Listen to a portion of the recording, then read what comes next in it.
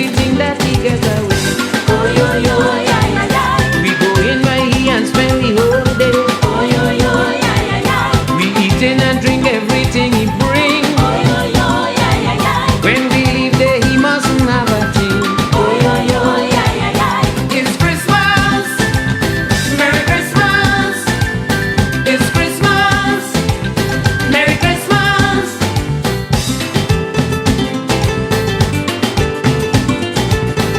Oh yeah. Get it.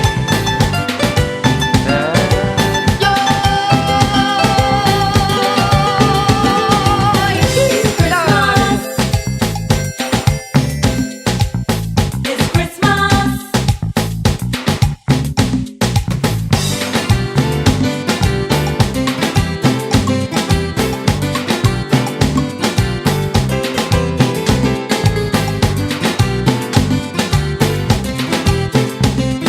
Oi. Big Mount Charlie invite me home by he. Boy, he must be a madman. We entertain this parang band. When the music in we vein and the liquor it we bring. This man could drink on carry band fun and dance. When you see Bill and him, Oh yo yo, yeah yeah yeah. the only thing remaining is just fun. Oh yo yo, yeah yeah yeah. People just lock their door on and hide. Oh yo yo, yeah yeah yeah. When they see the signs of this parang sign. Oh yo yo, yeah yeah yeah. It's Christmas, Merry Christmas. It's Christmas, Merry Christmas.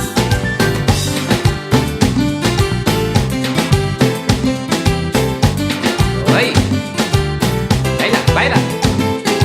Lord, get it.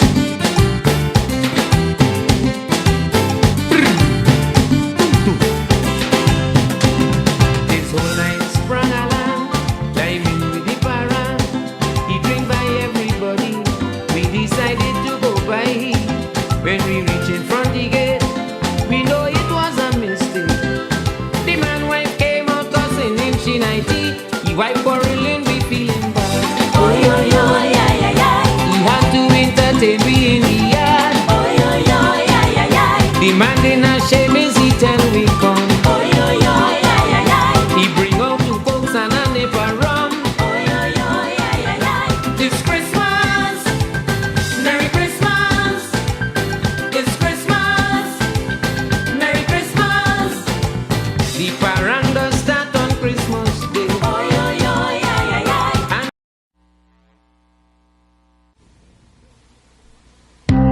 Signori, signoris, I must tell you about a little trick that Senior Santa Claus has played on me. Okay, maybe I was being too greedy to ask him for a big present. But my goodness, look at what Senior Santa Claus has given to me. See?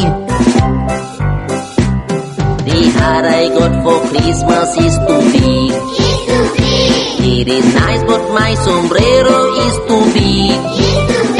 If you wonder why I shiver, I fell 3 times in the river, 'cause the hat I got for Christmas is too big. But ring the bells and beat the drum. Ring the bells and beat the drum. I'll ring the bells to be polite. But if I see that Santa Claus, I gonna start a fight. See, the hat I got for Christmas is too big. It is nice, but my sombrero is too big. Can't tell one thing from another. I got married to my brother, 'cause the hat I got for Christmas is too big. But ring the bells and beat the drum. Ring the bells and beat the drum. I'll ring the bells, but I feel sick, 'cause Mr. Santa Claus, you played on me a dirty trick. See, Senor Santa Claus, the hat I got for Christmas is too big. It is nice, but my sombrero is too big. When I walk on Frederick Street, you can only see my teeth, 'cause the hat I got for Christmas is too big. But ring.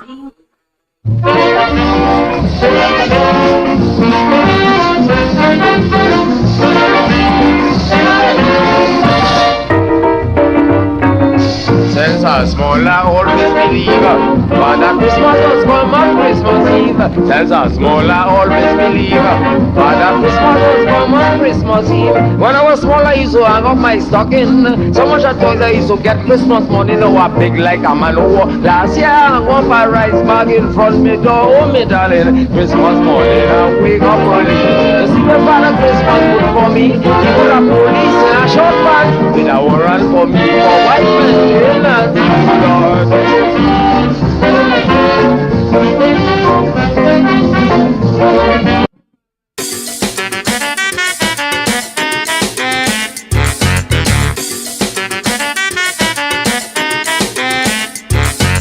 What we gonna do right here is go back, way back, back into time.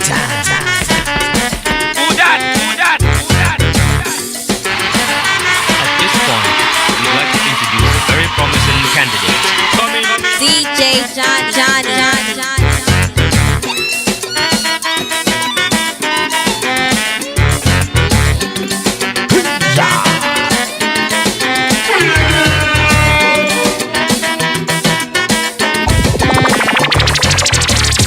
Wakoni friends from Tobago, Christmas they reach in Fat Meadow, with a box piece and a quattro, a violin and a banjo.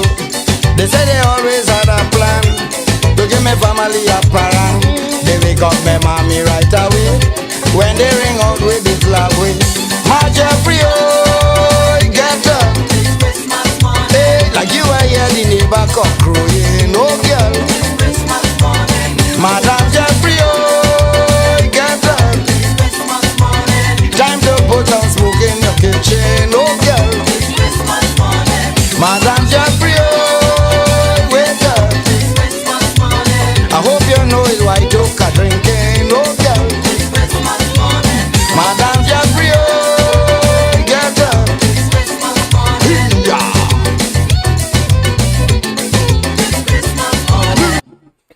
Yes indeed. Yes indeed. All play and no work make Jack a bear toy. And all, of course, work and no play make Jack a dull boy. Dull in the sense that you may wish to do something that you would have had to do and keep procrastinating or postponing. It is in that sense I refer to, of course, work and the no play make Jack a dull boy. But that being as it may, we must remember that in spite of the festivities ahead of us, and it comes in twos and pairs, because of course right after you have Carnival, do not forget the reality of the rest of the year, and of course the reality that we just came out of after, let's say, about March of this year. Pain, agony, lies, deception, mismanagement, and of course the imposition of cruel and evil and diabolical policies and programs, simply because there are those who are in office who, because of the office they hold, do not see an obligation to the amelioration or the improvement or the what I consider to be the generation as far as they can of a kind of utopia in sweet paradise Trinidad and Tobago. And we had another exhibition of that only yesterday, when we thought once again that Dr. Rowley, even though it may have been far-fetched, having regard to his hubris, having regard to his megalomaniac disposition, having regard to his power-mongering propensity, having regard, of course, to his egotistic and clearly autocratic and dictatorial disposition, and having regard, of course, to the man who clearly has demonstrated that he has no concern about about those he has dispossessed, and continues, of course, to steal from, and continue, of course, to displace, and continue to generate policies and programs that will enhance and, of course, satisfy that diabolical, evil, wicked, barbaric, and clearly unacceptable behavior, having regard to the resources that he met. And I say so with not only without fear of contradiction, but specifically to debunk, to destroy, to render null and void and of no effect, to tell Dr. Rowley the hogwash and the putrid that he spurred for those, of course, journalists to convey to you and I. They know too that he's a fool and a fooler. They know too that he is insincere. They know too that those things of which he spoke, 3/4 of which is part of his fantasy and his illusion and his projection, believing that somehow saying it sufficiently repetitively that we are going to somehow gravitate to that nonsense intellectually and conscientiously. I say to him, he has another thing coming, and that it is a continuation of his failed ability not only to sway the population in recent times, but a continuation of what is expected of him: lies, deception, grandiloquent talk, magniloquent talk, aggrandizement, self-serving, and of course, no doubt, believing that somehow he is something special and that he has an ability no one else have in Trinidad and Tobago. And I agree with him. But in the area which he is pursuing and projecting, not at all. He has the unique ability to have and inherit a beautiful treasury, a beautiful heritage and civilization fund, a beautiful economy, a country with more schools ever before engaged and, of course, pursued in terms of construction.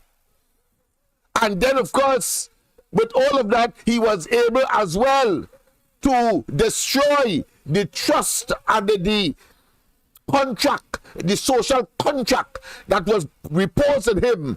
And it was largely, we all know now, because of his initial insincerity, going to the parliament with fake, false emails and not an apology. So we know such an individual is poison, such an individual is toxic, such an individual is the existential and real threat to Trinidad and Tobago's progress, development, our children, and the economy and all aspects of national life. And we must reject and, of course, find ways and means to not only tell him, as is the case tonight, but also to let him know palpably, tactilely, that he has come to the end of his political career, and that the people have come to the end of their countenance and tolerance of his shenanigans, incompetence, impotence, dishonesty, and wicked and evil and inhumane, lack of humanity,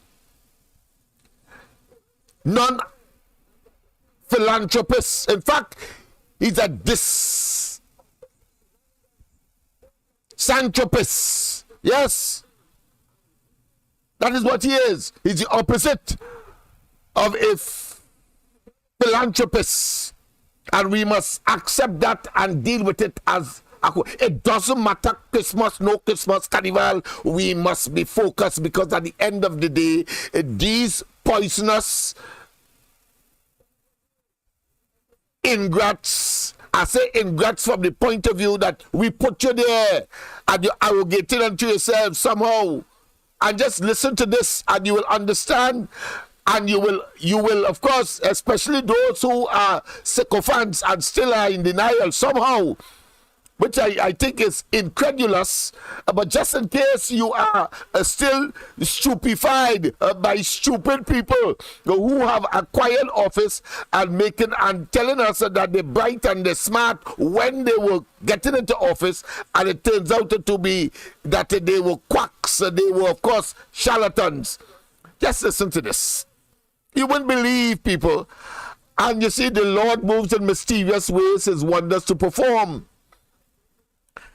I was looking for instances where, having regard to the pronouncement Dr. Rowley made just on his so-called press conference, I say so-called because no press conference is valid until Rowley say election is tomorrow or next week, as the case may be. So as far as I'm concerned, no press conference with this man is valid until that time comes.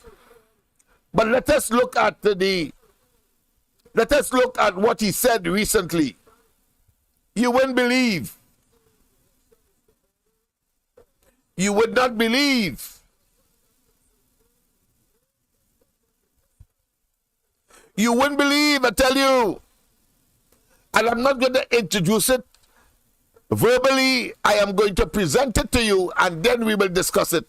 I'll take the reverse of the norm that we have been engaged in for matters of this nature, because you would know what I'm talking about. The information will come straight to your consciousness as soon as you hear Dr. Rowley. Listen to him. Dr. Rowley tells his ministers that it's time to cut back the spending. One way of doing that is to create new arrangements for government travel. He says ministers will not be flying all over the world because it's not necessary, and the country cannot afford it. He says that's quite the opposite of what the former administration did. I think it's extremely wasteful for the Prime Minister of Trinidad to fly for 626 hours in the The record shows that the last Prime Minister occupied a helicopter time of 636 hours, 450 missions, at the cost of over $6 million. Sticking with travel, Dr. Rowley also... You believe what you heard? Let me repeat it again. Let me repeat it again so you do not disbelieve your own ears or believe that somehow you have become blind through glaucoma or some other cataract disease. No, you are not. You have 20/20 vision, and you have 20/20 audibility. Dr. Rowley tells his ministers that it's time to cut back the spending. One way of doing that is to create new arrangements for government travel. He says ministers will not be flying all over the world because it's not necessary, and the country cannot afford it. He says ministers will not be flying all over the world because it's not necessary, and the country cannot afford it. He says ministers will not be flying all over the world because it's not necessary, and the country cannot afford it. He says ministers will not be flying all over the world because it's not necessary, and the country cannot afford it. He says that's quite the opposite of what the former administration did.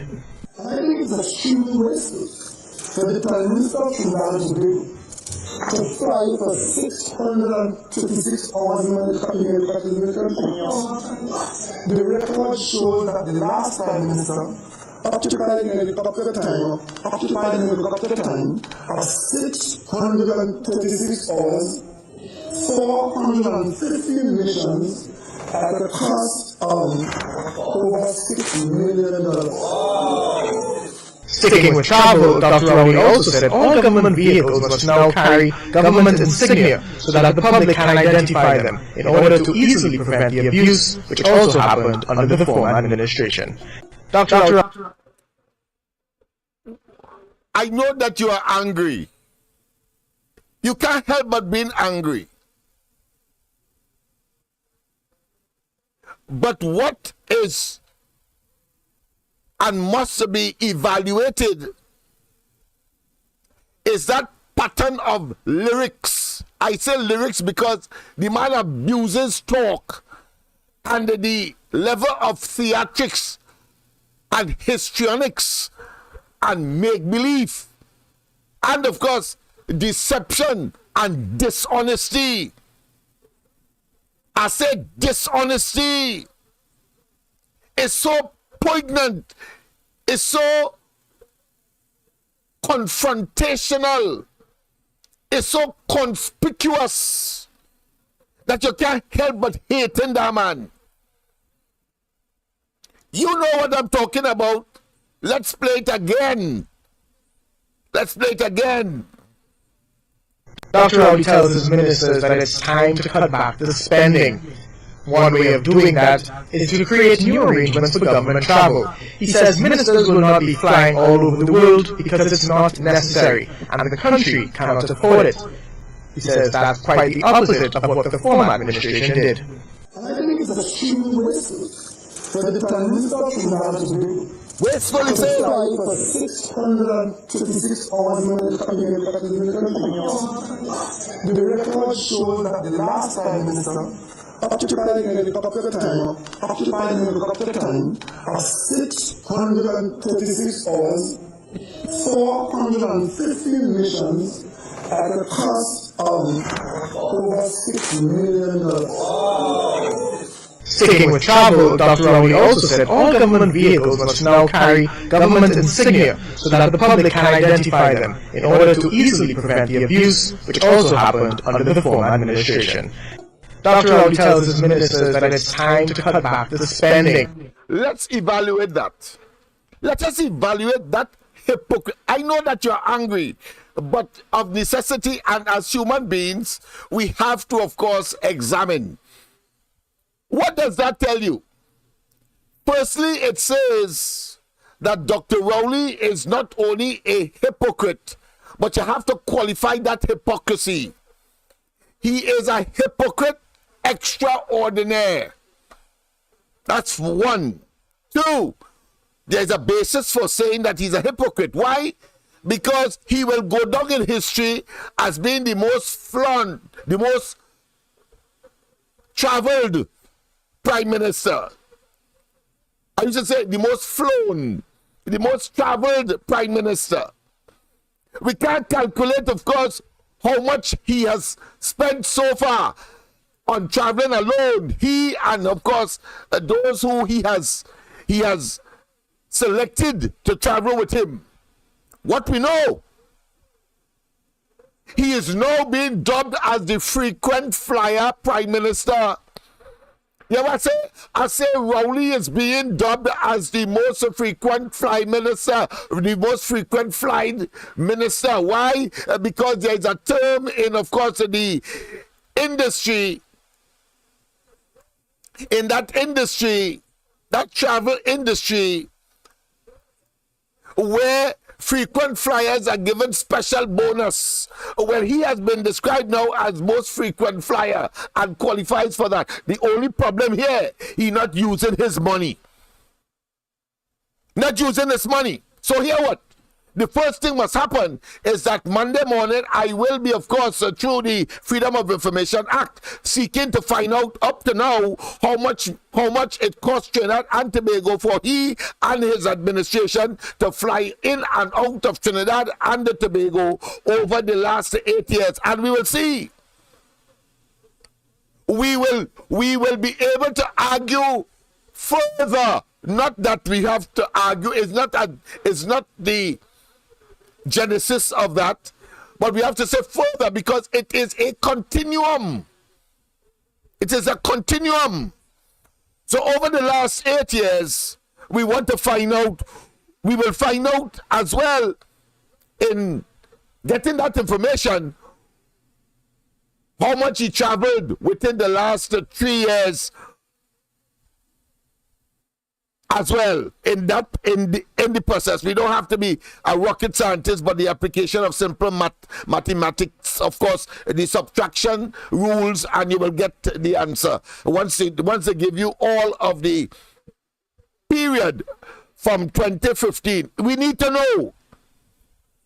And I could bet you a bottom dollar I could take intelligence and common sense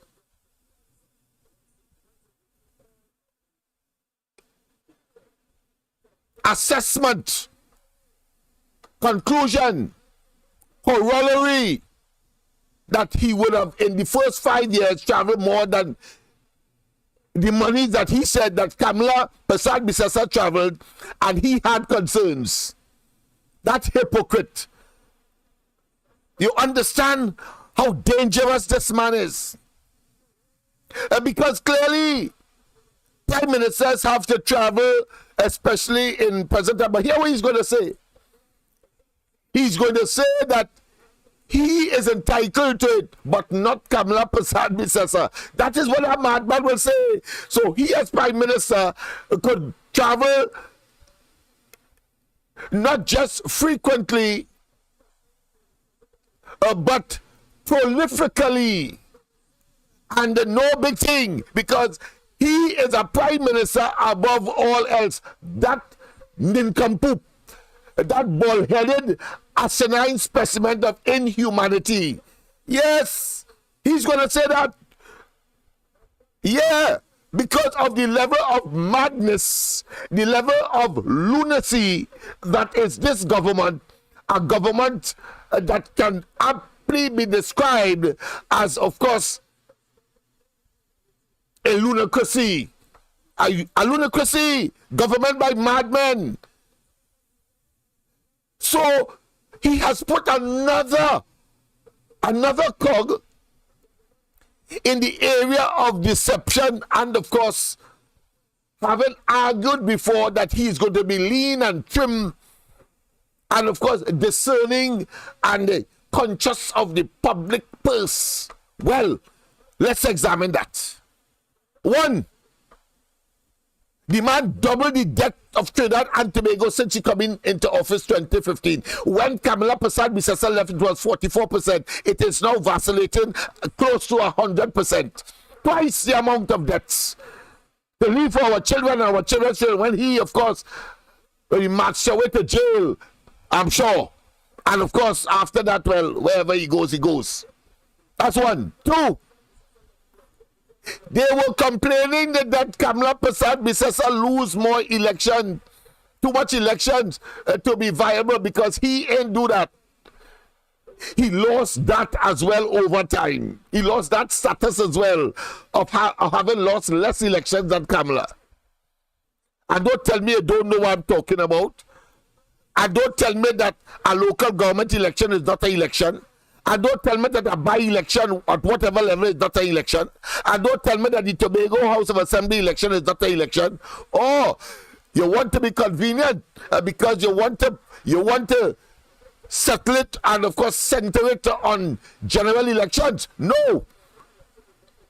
Because when the PNM thought that the UNC lost the by-election in Laventille, and they were in Balize House, and they were ramaging, and they were saying, or about to say, that Kamala Persad-Bissessar lost elections again. I am not involved or will countenance anybody trying to be eclectic or selective. No! The PNM was saying that Kamala Persad-Bissessar lost the election again, only to find out that she beat the PNM in that local elections, a by-election in Barataria. So don't give me that and don't shift the goalposts. Let us be reasonable and let us be, of course, conscious and let us be frank and just as well as honest. So he has lost that battle as well. He has lost more elections than Kamala Persad-Bissessar. What are they? Well, let me tell you, just in case you're pretending you don't know. Just in case. Let me start with the most recent of them. The Tobago House of Assembly. Lost. Yes, indeed. The Siparia by-election, he could have only get 25 votes there. By-elections. The local government elections recently lost. I say lost from the perspective that it was the PNM when in 2019, I believe, or the elections before, they claimed the popular votes and therefore put them an advantage to the UNC. So I say that they lost too because they lost there too because the UNC and their colleague end up having something like 60,000 more people voted for the UNC and the NTA alliance, if you want to call it that, or accommodation. Yes, indeed. You cannot shift the goalposts. And that is the problem with this administration. They want to have all the advantage. They want to dictate the rules and only to their advantage. We just saw it, and Kamala Persad-Bissessar said once again, having recognized that is the modus operandi, that is the regularity, and that is the way that the PNM operates, want to have an advantage over everybody else and then claim that somehow they are superior to others. Hold your tail. Hold your tail. So I ain't finished yet with the elections that he lost, you know, because he lost Sangre Grande Corporation. Lost Sangre Grande Corporation. Lost it. Big time. They tell him about.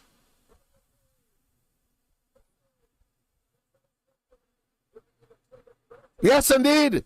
And then came back and lost the electoral district of the former mayor of Arima. And the people, after that short space of time, and the mayor just left office to, of course, take up a post as a parliamentary representative instead to contest the Arima seat.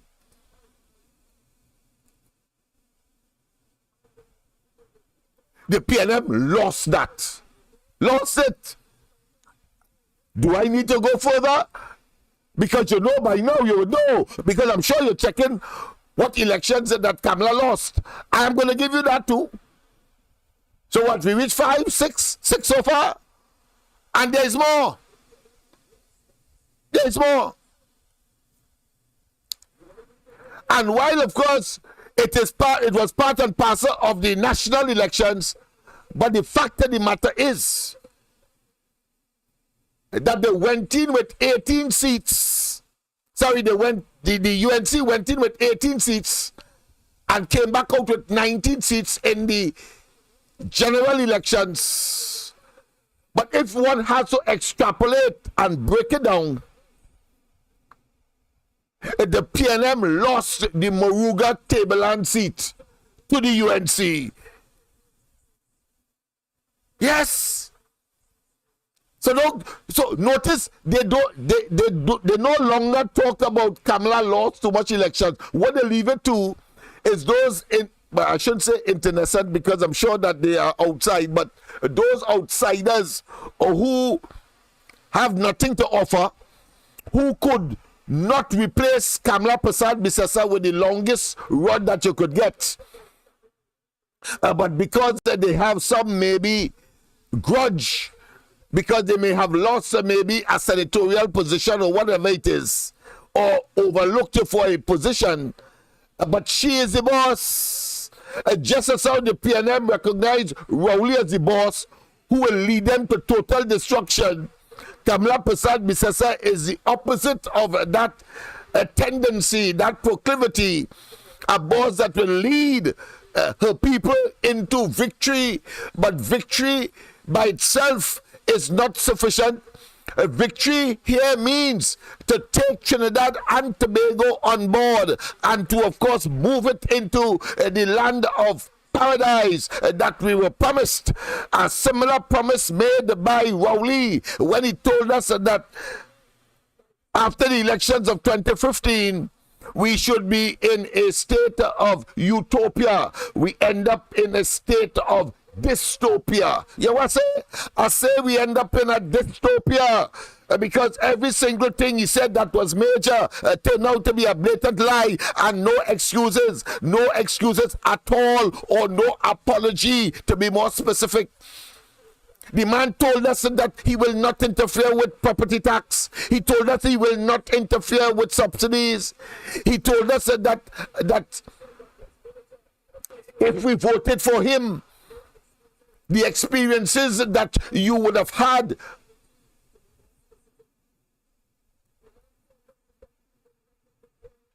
up to the date of the elections in September 2015, you will be doing yourself a disservice. Well, boy, if this is a disservice, I would like to know what kind of service he has in mind for us, and I'm not waiting around, or none of us must stick around to know that he must find himself not only outside, but of course facing criminal charges and criminal investigations and civil actions simply because he has done sufficient barbaric, evil, and wicked for us to accept the fact that he was never good, as Manning said, and will never be damn good. The man sucking egg and will remain an egg sucker. You know what I say? He will remain an egg sucker, sucking eggs, similar to, of course, what the old people say, with respect, of course, to that analogy. I'm talking figuratively, of course. But you can take it wherever you wish. Totally despicable. You see, I'm laying the foundation. I'll bring the information tomorrow in terms of what he said at that press conference. But the man is toxic, totally irrational, and miserable. Now, I have always been saying that Rowley reminds me of the child that is fixated on a glass or a cup of hot water, boiling water, and going towards it, gravitating towards it, and no matter what mommy say, gravitating towards it. Yeah. So, but I want to amend that now. I want to amend that analogy, boy. No. Having heard what he said, read and observed and viewed what he said on the last occasion, it shows that the man is worse than that.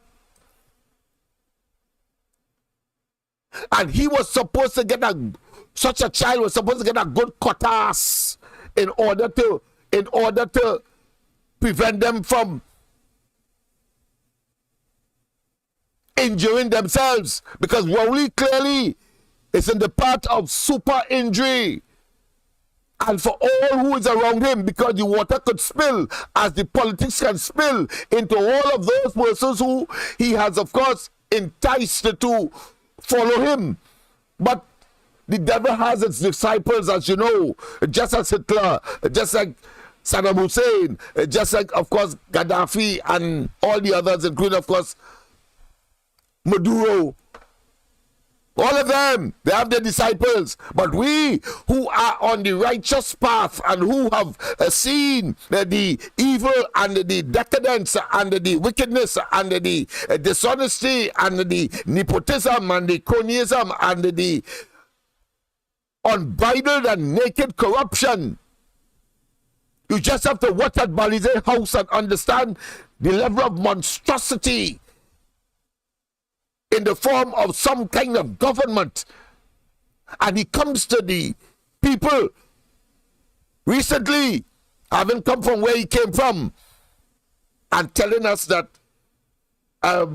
we must be grateful for him because he went and salvaged Trinidad and Tobago's main industry, oil, gas, petrochemical.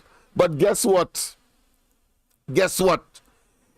If you can imagine a person moving forward, but let's say a car and have the handbrakes up, well, just take that visual concept and superimpose it on Dr. Rowley's mouth, and of course the nonsense that he speaks. He talking, of course, talk where he talking with the handbrakes up and making no damn sense. The man talking as if he driving a car with the handbrakes up and making no sense. That's talk with handbrakes up talk. That's what that is. So he comes to us and tells us how he saved so much money. How he saved so much money and how the train 1, train 2, train 3, train 4 deals haven't spent 200 million on train 1 for nothing. And what he has said, and somehow that $200 million was an investment to sit at the table and to get, of course, some 10% of train 2 and train 3, which we didn't have before. This man is such a clown. Let me tell you this. First and foremost, you must understand that government is a continuum. First and foremost. What I mean by continuum? I mean that government, as far as party politics is concerned, and the party that captures government is concerned through the electoral process, ostensibly it's only Dr. Rowley has perverted that whole process. But that being as it may, let's take that argument. What it means? And it means that Kamala Prasad Bisesa would have taken over a certain governmental commitment from whom? From the PNM under Manning, that's all. And let's go further back. Is it not right to say that Manning would have inherited or taken over a certain governmental responsibility from who? From Bazio Pandey, yes. Isn't it not right to say that Bazio Pandey would have taken over responsibility for the government from the prior Manning administration as well? Obviously. And is it not right to say that the then Manning administration around and as a consequence of the 1991 elections would have taken over government and responsibility from who? Yes, from the late, great, even though he had flaws as everybody else, but those flaws were too great to put a PNM in government and give Manning the okay in the 1818 scenario. That's a serious blemish for me on his otherwise sterling and superlative public service. Are talking about A.N.R. Robinson. Manning took over from A.N.R. Robinson in 1991. And Anna Robinson took over from whom? From Chambers, the Prime Minister before him. And Chambers took over from who? Eric Williams, the Prime Minister before him. Well, we can't go much further back than that. We can't go further back than that. The point I am making here is this. Rowley, in his hogwash and his cacophonous babblings and his ambulatory, what I consider to be dysentery, I'm saying verbalization now. If it's verbal, well, verbal dysentery. The man had a purge. Yeah. The man had a dog bottom scenario. His verbal dysentery, where he was babbling all over the place, making no sense, but trying to tell the journalists, and they not only suggesting that somehow because he is present there, but not giving them the information that they are asking for in terms of what are the numbers, what kind of money we're looking at. He can't say, but he's telling you it's good news. And then, in his attempt to glorify himself and self-aggrandize himself, and to put himself above all else and say nobody else could do that, and it is historic. All the hogwash that Maduro talking to, you just get fed up. You want to tell one clout. One clout. Because here it is. Here it is. He said that the last administration, listen carefully, and it's not for the first time you're hearing it, but let us put it in perspective and let us disabuse and, of course, render Rowley and his minions and his simpletons to the dustbin of political history and stupidity. Dustbin of political history and stupidity. That's what has to happen with these guys. How the hell you could come again and tell us the last administration did not negotiate a gas price that you have negotiated to get more from the exercise. The fact that you could say more from the exercise, it means that something was there before. And the fact that you could say that the last administration did not talk with the upstreamers, BP and Shell and so on, that he went with this explosive and exponential and regular trips abroad, more than Kamla Prasad Bisesa both in costs and so on. And just in case, don't want to forget iota. After he said what he said about travels and it too much,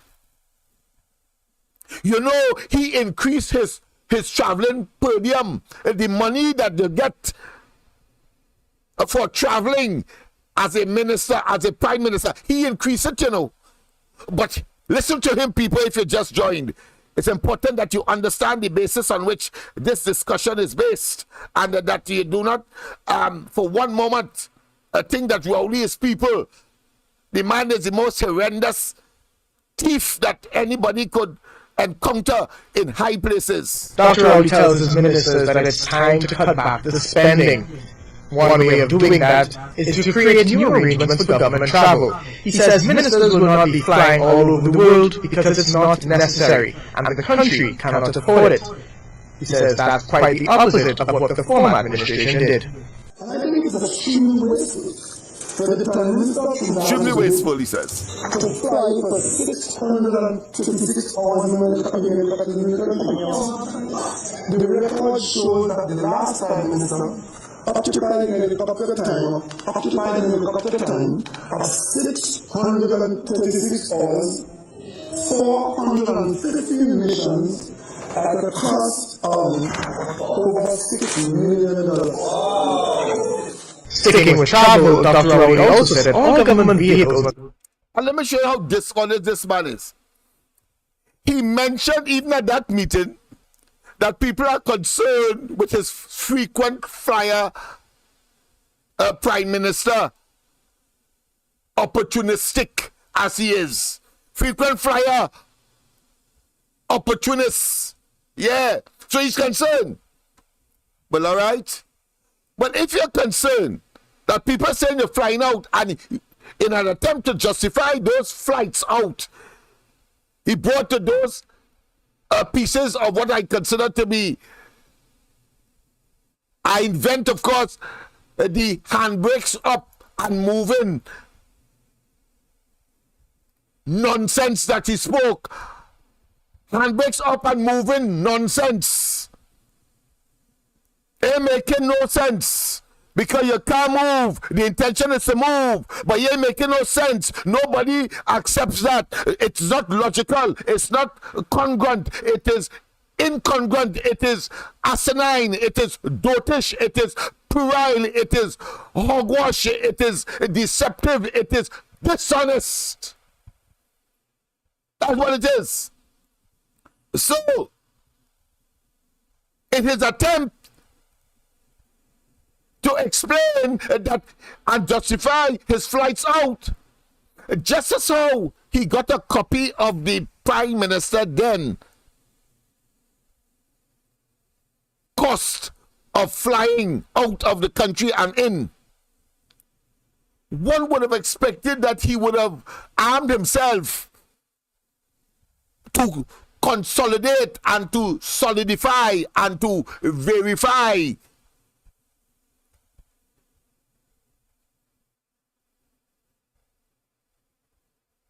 that what he said that he was doing in terms of the frequency, we would want to know what it cost us. But just as the amount of lawyers that were paid by him, by this administration, and he was concerned under Anand Ramlogan and Kamla Prasad Bisesa, and Anand Ramlogan rested in the parliament for all to see. Transparent. He will only do it when he is forced to do it. We saw when he was forced to admit when Kamla Prasad Bisesa and they, just as the Privy Council through Kamla Prasad Bisesa and her team was able to force him to call local government elections. Well, it's the same thing happened when, of course, Kamla Prasad Bisesa threatened and, of course, put mechanism in place to impeach the president of this country for the first time. Then Rowley come out and say that he was the man who intercepted that shortlist that was on its way to the parliament through the president at the time. I'm talking about Paula May Weeks. Yes, stupid. Nobody is stupid for him. Let's go straight to the line. Pleasant good night. Welcome to the corridor. Pleasant good night, Mr. Smith and everybody on the live. Welcome. Welcome. I just want to tell you, you're doing a wonderful job. Now, I wasn't listening to everything you said because I'm multitasking, doing some work here. I just want to tell the people who have been contributing to our hamper drive. I want to thank you all very much.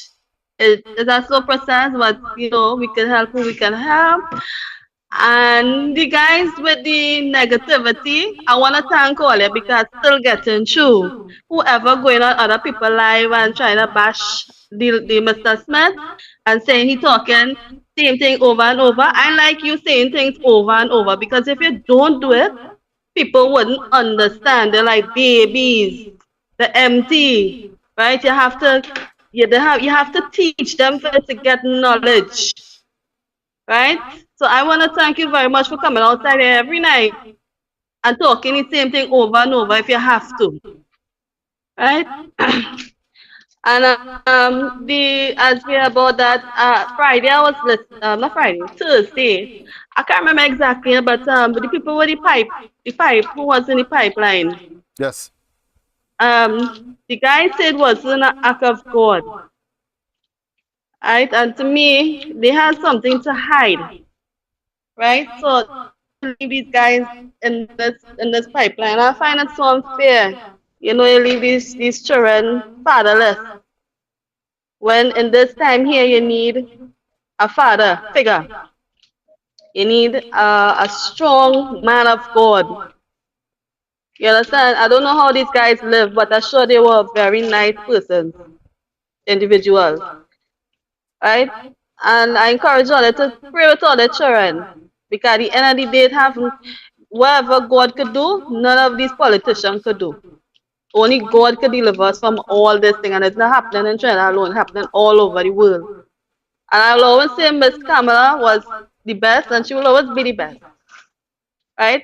And it's because of greed and stupidity. You know, it's like I would say the dog and the bone. You know, I know that very well. Yeah, I know the moral of that story very well. Yes. yeah, a dog and the bone, and like a man see a nice woman out there, and he feel well the woman better than the woman he have home, and he go there and he realize well the grass wasn't green on the other side. All who get on and talking all the nonsense about the woman and the woman eat all their heart out because she's a woman of class. Right? So I can sit and talk how much all I want. She could be 100 years old and she could do the job. I all for it. And if she doing nonsense, because say she doing nonsense. Right? So everybody have a wonderful night, and my mother Pinky, I want to tell you I love you very much. You understand? And have a wonderful night, everybody. All the best to you all. Right, thank you very much. And you know, it is tautology, really. Tautology means repetition, you know, when you're writing and so on. But I want to tell you this, that the objective of a program like this, and I'm going to bring examples to show you where you better revise your position, if you have that position. It's impossible on this program for me to talk the same thing over and over. That's the first thing. You know what I say? I say it is impossible for me to talk the same thing over and over. But the core of the program is to observe and to analyze the conduct of the present administration.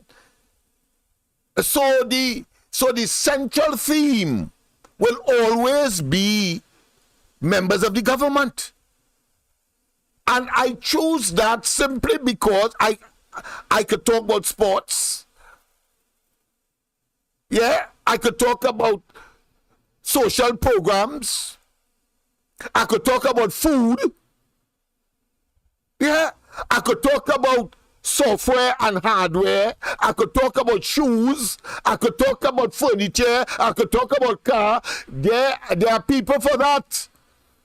My focus is on the political dynamics that exist, and to make certain that people do not make the mistake, because all of the shoes, the furniture, etc., without the politics, you ain't gonna be able to wear a good shoe, you know. Understand that?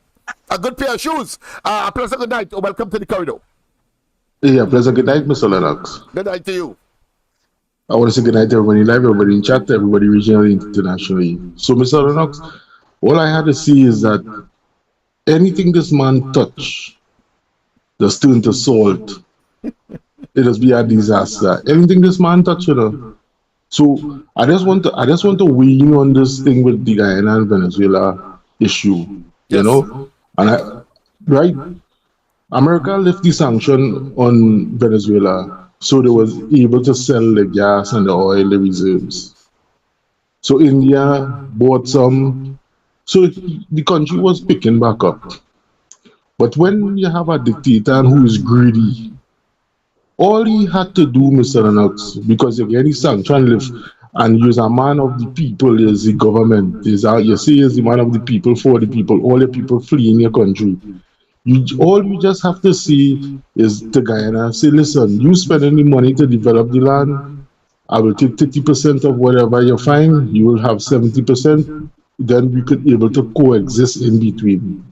Because they get the sanction lift, Mr. Lennox, and little by little the sanction will lift. So now we get to understand the reason why America give them this contract until 2025. Because it wasn't because of Rowley, you know. It was because America think if they will lift the sanction, then when Qaeda go to SQ to start doing work, Venezuela wouldn't intervene. That is the whole reason why he get his contract till 2025.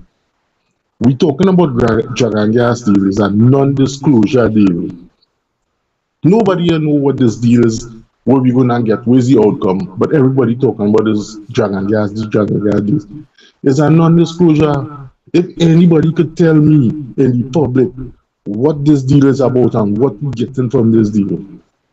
Now, while looking at the map where Venezuela issuing, this man appointing a mayor in Esquibo. So Mr. Lennox, this is it. When you're greedy and is a dictator, all this man had to do, Mr. Lennox, the reserve that Venezuela have, they don't need Esquibo. They don't need that. They have so much reserve and so much oil, but it's the sanction who was destroying your country. You finally get the sanction started to lift, and little by little the sanction will lift, and the country will start back to get the economic status because there's a government for the people. But it's not for the people, it's for yourself. You're greedy, and that is why dictators hang together. We don't know what deal Rowley signed with this drug and gas deal. Because and for me, Mr. Lennox, if this man say he gonna claim the piece of land, what next with Trinidad? He could come and say, listen, spend your money, fix it, and at the end of the day, he said nothing for you. And then what we gonna do? We don't even have an army, we have a defense force. So Trinidad, the government need to take a stand and say something about this, because this is a serious issue. The only thing the government could take a stand and talk about is UNC and CAMLA, that is it. But now in time of, if war take place, he's supposed to be telling, you say he is a negotiator, well, gain action and go with Maduro and negotiate. You're going all over the world and negotiating with young. Go Venezuela and negotiate and tell Maduro, say, listen, make a deal with Venezuela and let's end this peacefully. But Mr. Lennox, that's what I tell you. Dictators like hang together. Next thing you know, Maduro come and say Trinidad belongs to them. Have a good night, Mr. Lennox, and I'll come and listen. Same to you, my friend. Same to you, my friend. We are going to be touching that tomorrow morning, the Dr. Khaled and myself, and then, of course, tomorrow night, I will, of course, bring up the rear, so to speak. We will be touching the Venezuelan, Trinidad, Tobago, of course, Guyana issue. So I don't want to give way too much tonight. I don't want to dwell on it too much either tonight. But except to say that you have assessed the situation very, very well, though not totally comprehensive, but certainly in my view. But certainly you have touched the salient points that needs to be addressed as far as that is concerned. But I want to get back, of course, to the significance of these live every night. I want to get back to it because, you see, some people may take it for granted and may believe that somehow, because of the topic, the central topic, the theme, which is politics and the enlightenment, and every day, the politicians who are in charge of the country, whether it be opposition or government, would do something that provides material for a person like myself to present to you 2 hours every night except Friday. And of course, twice on a Sunday. And still on the ground report. You see, I want you to understand that if I speak about cars, I speak about shoes, I speak about domestic violence, I speak about house construction, home construction. I speak about food acquisition and the farming process, etc. There's one common thread. Politics determine that. I am not that stupid to take a subset of what politics influences and believe that I can make an impact or effect a change. And change here has a bifurcated dimension, a two dimension. It has to do with the behavior of the politicians and the decision makers, and it also has to do with the attitude of the citizenry and therefore the electorate, and whether or not they will go to the polls and of course vote for and engage in a suicidal mission. Understand how significant these things are, and I take it very serious, and I am sorry for those who see it in a different light. I want to tell you again, the air that you breathe, if Rowley and them decide to burn down the whole northern range or set fire to the Labas, and sometimes it will happen, not to say that they did it, but the fact is, suppose they tolerate that, and since the wind blows from east to west in this part of the country, it means that the whole of Port of Spain will be engulfed in smoke. And if there is a policy, it is quite possible that a government could tolerate that and say that is their policy, and that they are burning things in the Labas or in the landfill, and that their concern is about the getting rid of the refugees, the refuge that comes from these various homes and so on, and therefore the population has to countenance or tolerate the westward breeze. The breeze that's blowing westwards and engulfing Port of Spain, as has happened already. But I'm using that point to emphasize that it is politics that will make you have the quality of air that you breathe today. It's the same thing with respect to the quality of life that you live. The economy of the country is determined by the amount of involvement of the state, and there is something called the PSIP, the Public Sector Investment Program, and depending on the size of it and depending on where it goes, and not of course to a few like those persons who the PNM would of course prefer and rather, as they recuse themselves at the level of the cabinet, and of course Al-Rari and his family, as well as George Young and his family, as well as Dr. Rowley and his family, and of course Imbert and his family, and they get the lion's share, and they leave the rest of us to, of course, the mercies of the vagrants and the criminal elements in the country, and of course not being able to satisfy the high food prices that would from time to time confront us. You have to understand how comprehensive these nightly meetings are, and that you must be making your input. I have invited you to make your input because that is the significance of it. If you did not before, then you know now. I want to also say maybe for Monday, I will be, of course, acknowledging those persons. I asked Kofta to assist me with putting, of course, the chat in a way where I can, at the end of it, as I usually do, recognize those persons who are engaged. And it is not by accident I did that. I wanted to show you that the level of consciousness that you must have, and that when you interact with each other, whether through the phone or through your chats with each other, it serves a purpose. In a democracy, conversation is crucial. The right to talk and the freedom to talk, it is called freedom of speech, is crucial. And this government doesn't want that. This kind of interaction, they don't want. It's a good thing we have, of course, external to them, not influenced by them. social media that could, of course, reach and therefore greater democratizing the process in Trinidad and Tobago, so that we can make an intervention that when we go to the polls at the appropriate time to choose our leaders, who, of course, will be overwhelming in terms of and all encompassing in terms of their influence in the society, you must be prepared. And the only show you could be prepared is by being armed with the information. Understand? So I trust that I wouldn't have, of course, to from time to time have to regurgitate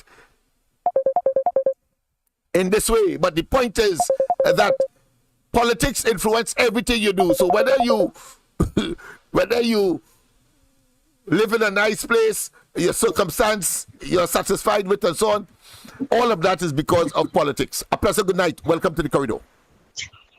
A pleasant good night to you, Lennox, and to everybody on the chat. Yes. Lennox, Rowley is not going to touch anything with Maduro, his dancing partner. Rowley don't want to rock the boat with Maduro. He tried to make it look as though what Kamala is saying to get involved with it is nonsense. He and Amy Brown. But it is not nonsense. Guyana is part of CARICOM. And funny enough, we're not hearing anything from the other CARICOM leaders. Are they all sided with Maduro? But we waited to see the outcome of this. And I am absolutely sure it is not going to end well. It is not, because our neighbor house on fire, we have to wet ours. Because you are seeing posts on social media where Venezuelans are saying they are coming for Trinidad. And if there's going to be an invasion in Guyana, what is going to stop one from coming to Trinidad? But you see, Rowley feel he bad, Maduro feel he bad. And they can do what they want and get away with it. But I'll tell you something, I'm listening to you here tonight, and Lennox, is only 6 I've heard so far about the PNM losses. I have my pen and paper waiting to hear the rest. Because they keep saying, I had the THA, Superior by-election, the local government election 2023, San Grande Regional Corporation, the by-elections in Arima, Maruga table that the Barataria by-election. That is what started it in 2016, the Barataria by-elections with Rowley losses. They are saying Kamala lost 13 elections. I'm still trying to figure out what is it that Kamala lost. I'm going to be going there. Because to me, Kamala did not lose the 2023 local government election. She did not. Neither did she lose in the 19 local government elections. It was a win for her because the PNM was reduced. And therefore, that is a loss for the PNM. But as rightly said, and I'll say it again, it is situational ethics with them. That's right. When Rowley lose, it's not a big deal. But when Kamala lost, it's a big deal. Kamala did not lose 13 elections, because if you look at it, right, from since 2015 coming down, she has gained entry into San Fernando Corporation, together with the NTA into the Diego Martin Regional Corporation, Port of Spain the Port of Spain Corporation. She has and the Sour Avenue Regional Corporation. She has gained entry into it. So I don't consider that a loss. But again, it is situation ethics and selective memory syndrome. That is what is going on with them. We'll get there. They have selective memory. And all this nonsense that Rowley keep talking about. But you see, I keep saying, and a lot of people will say too, Rowley got a good country. He got a good country. A country that was benefiting. And all he had to do was implement the policies that was left by the People's Partnership government. But greed and bad mind put us in the situation here today. And or he never put a cent into the HSF. He can use out all, and according to the bum fly, right? Let him use out all the forex and leave we in a bind. He ain't leaving we in a bind. He's not leaving us in a bind. It's the businessmen and them who's going to suffer. And by extension, all the people that they employ. All the people that they employ going to suffer. If it is that they cannot recognize that, Lennox, something is seriously wrong with these people. They need help. They need to get into a 12-step program, because you can't come here and tell me night after night that you're glad what Rowley do to the people of the country. You can't come and tell me that. And Lennox, let me tell you something. The same thing that brought Rowley into office, the lies, the half-truth, the innuendos, and the propaganda is going to take him out. Of course. That is a given. It is going to take him out. He lied about his government. No more nepotism. No more cronyism. He will have accountability and transparency. Where is it? Every time there's question for the talk to me. I see you're talking about frequent flying. Yeah, we say. Yeah. That joke. He called Kamala hotfoot. Yes. All of he that. called Kamala hotfoot. Look at now. Who foot more hot? Like it have coals on it. They called his shit for brain PNM. It's called Kamala Sukia, because she only flying. Who flying now? You know, what's the male version of a Sukia Lago? Who? Lago, it could be. Yeah. So the Lago who flying now? Oh no. Yeah, the Lago who flying. Rowley, you know why Rowley cannot stay in the country? Because it picking him like a picker. It choking him like the pitchfork the devil have in his hand. He can't stay in the country, Lennox. He has to leave every time. Because it's all the wrong things that he's doing, and he did to gain power. You not only do to money, but apparently do to the people in the country too, because they can't see what wrong this man is doing. He lied every time that there's a question for the Prime Minister. He has to cuss somebody. Yeah, boy.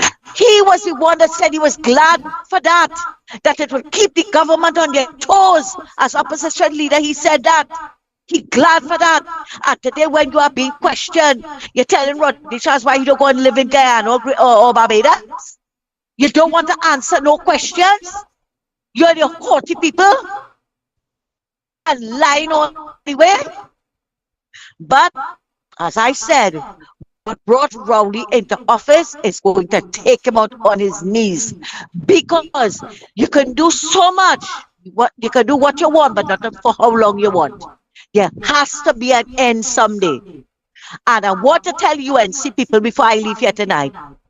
You see all this crab in the barrel and backbiting. What is all they getting on with? All they not see what Rowley doing to the country. Instead of uniting, that is what all we doing. Lennox, I have no problem if somebody have a preferred candidate other than Kamala. That's democracy. But don't come and tell me that you want to stink up Kamala, lie on the woman to get your person into office. And you know what's ironical? The person that they're pushing was a member of the PNM who was expelled from the PNM when he went behind your back and contested an election for the UNC. I don't mind. All they have all they want to get a new leader, fine. But the day they push Kamala out and they pull a no confidence motion on Kamala, that will be the end of the UNC. The PNM might as well stay there forever. Because if we are looking at what is going on in the country, Rowley is destroying country. We've reached almost 600 murders. And that is not opening our eyes. Or telling us backstab and cuss one another and fight one another. No, it don't work so.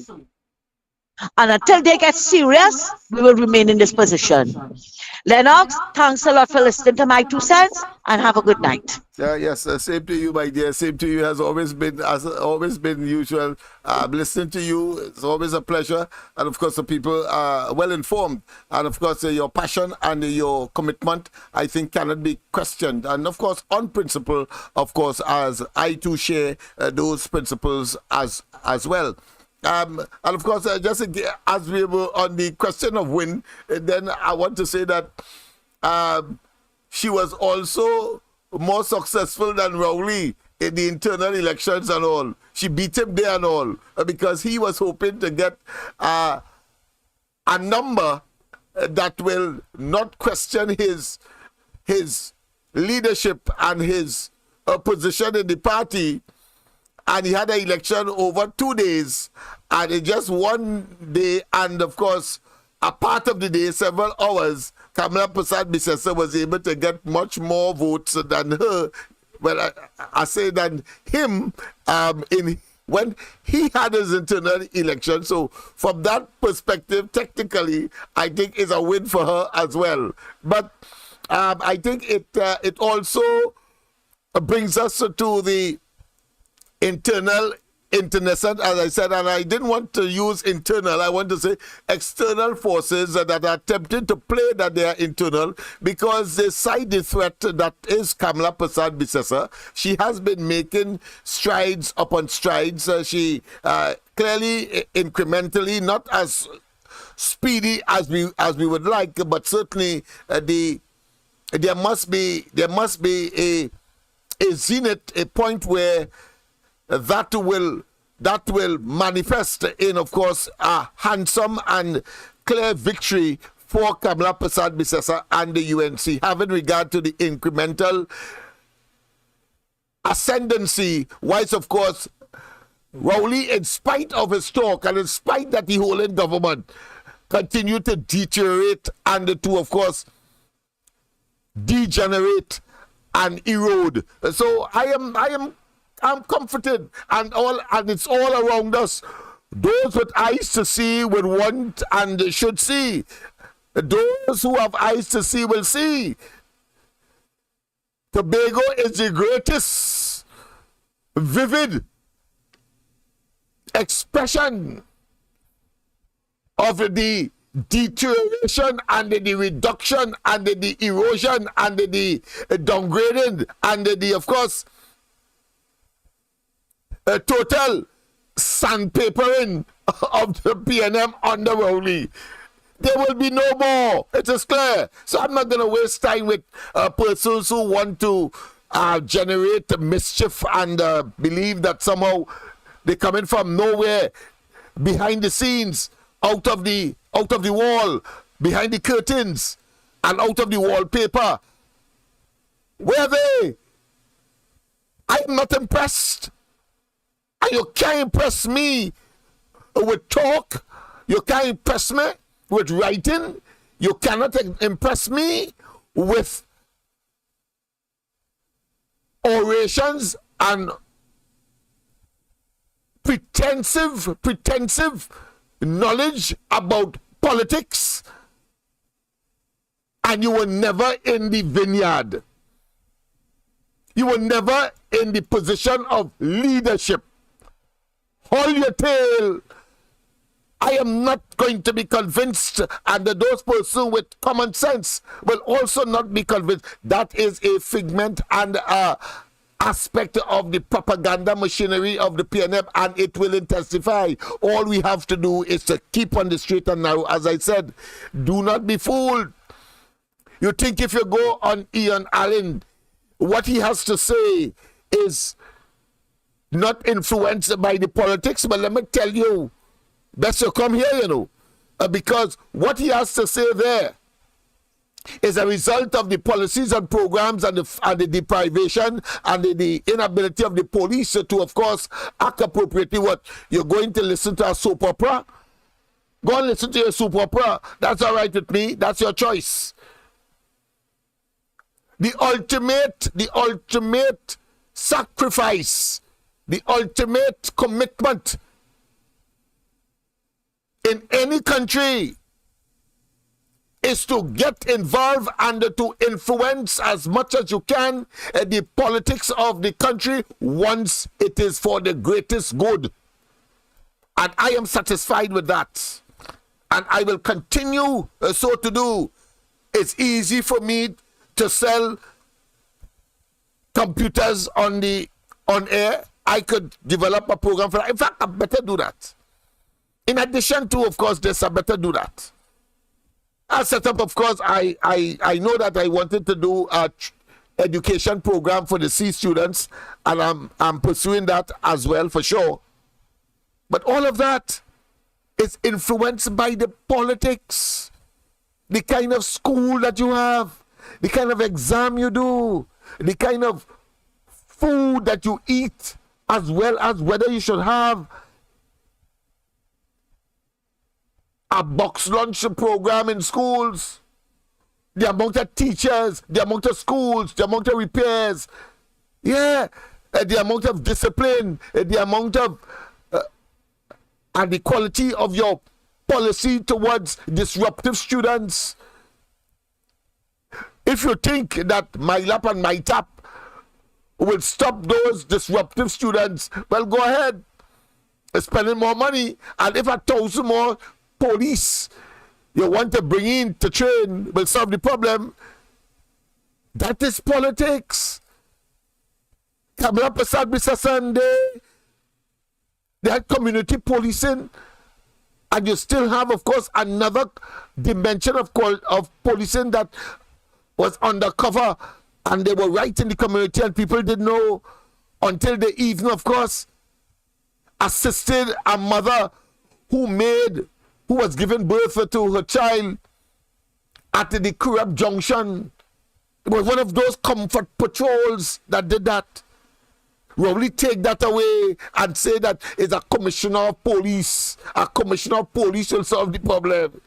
He get a commissioner of police and afterwards do everything to stop the same commissioner of police that fortunately or unfortunately for him did a good job, well, comparatively speaking. But I don't know who could do a good job once Rowley and they are in office. A man like Heinz, you're going to work under? I ain't doing that if they give me all the tea in China, because I know he's a buffoon. And Rowley is totally incompetent. The most they will do is talk, but they have no credentials to manage the affairs of the country. None whatsoever. A pleasant good night, they piggyback on what was there and then pretend that it is theirs. A pleasant good night, welcome to the corridor. A pleasant good night, welcome to the corridor. Pleasant good night, welcome to the corridor. Going once, going twice. I'm seeing it still there. All right, that person seemed to be having some problem, I assume. So, call back, caller. Yes, people. Yeah. Let's play Rowley again on this frequent flyer ambition and mission that he has, criticizing others, but he backside outside. Do as I say, but don't do as I do. He believes that somehow he's superior to everybody. He could put his whole family inside of the diplomatic center and it's no big thing. But Kamala can't do it. She must not decide to construct the highway to Point Fortin with $7 million. He must do it, not she. And all the time, everything he does is failure. A pleasant good night. Pleasant good night. Pleasant good night. Pleasant good night. All right, you seem to be having a problem there. I can assume it's a problem. I don't think that person will be mischievous. I know that they want to make an input. That being as it may, yes, let's get back, of course, to Kamala Prasad Bisasa and the fact that she did much better by miles than that of Rowley. All Rowley gives us is big talk. Big talk. Imagine, as I mentioned, it's for good reason. I talked about government being a continuum because I'm going to deal with it in a while. But of course, let's see him again hypocritically. And he now has surpassed Kamala Prasad Mrs. I'm sure, both in terms of flight and the cost. Dr. Rowley tells his ministers that it's time to cut back the spending. One way of doing that is to create new arrangements for government travel. He says ministers will not be flying all over the world because it's not necessary, and the country cannot afford it. He says that's quite the opposite of what the former administration did. I think it's extremely wasteful for the Prime Minister to manage to do. All self-righteous. Yeah. Yeah, Rowley. You're mad. The record shows You're mad, Max. Yeah. Occupying of 636 hours. Yeah. 450 missions. Yes. At a cost of over $6 million. Yes. Sticking with travel, Dr. Rowley also. Tell you who you are. I'm going to tell you who you are, where you should be. Political cemetery for all you.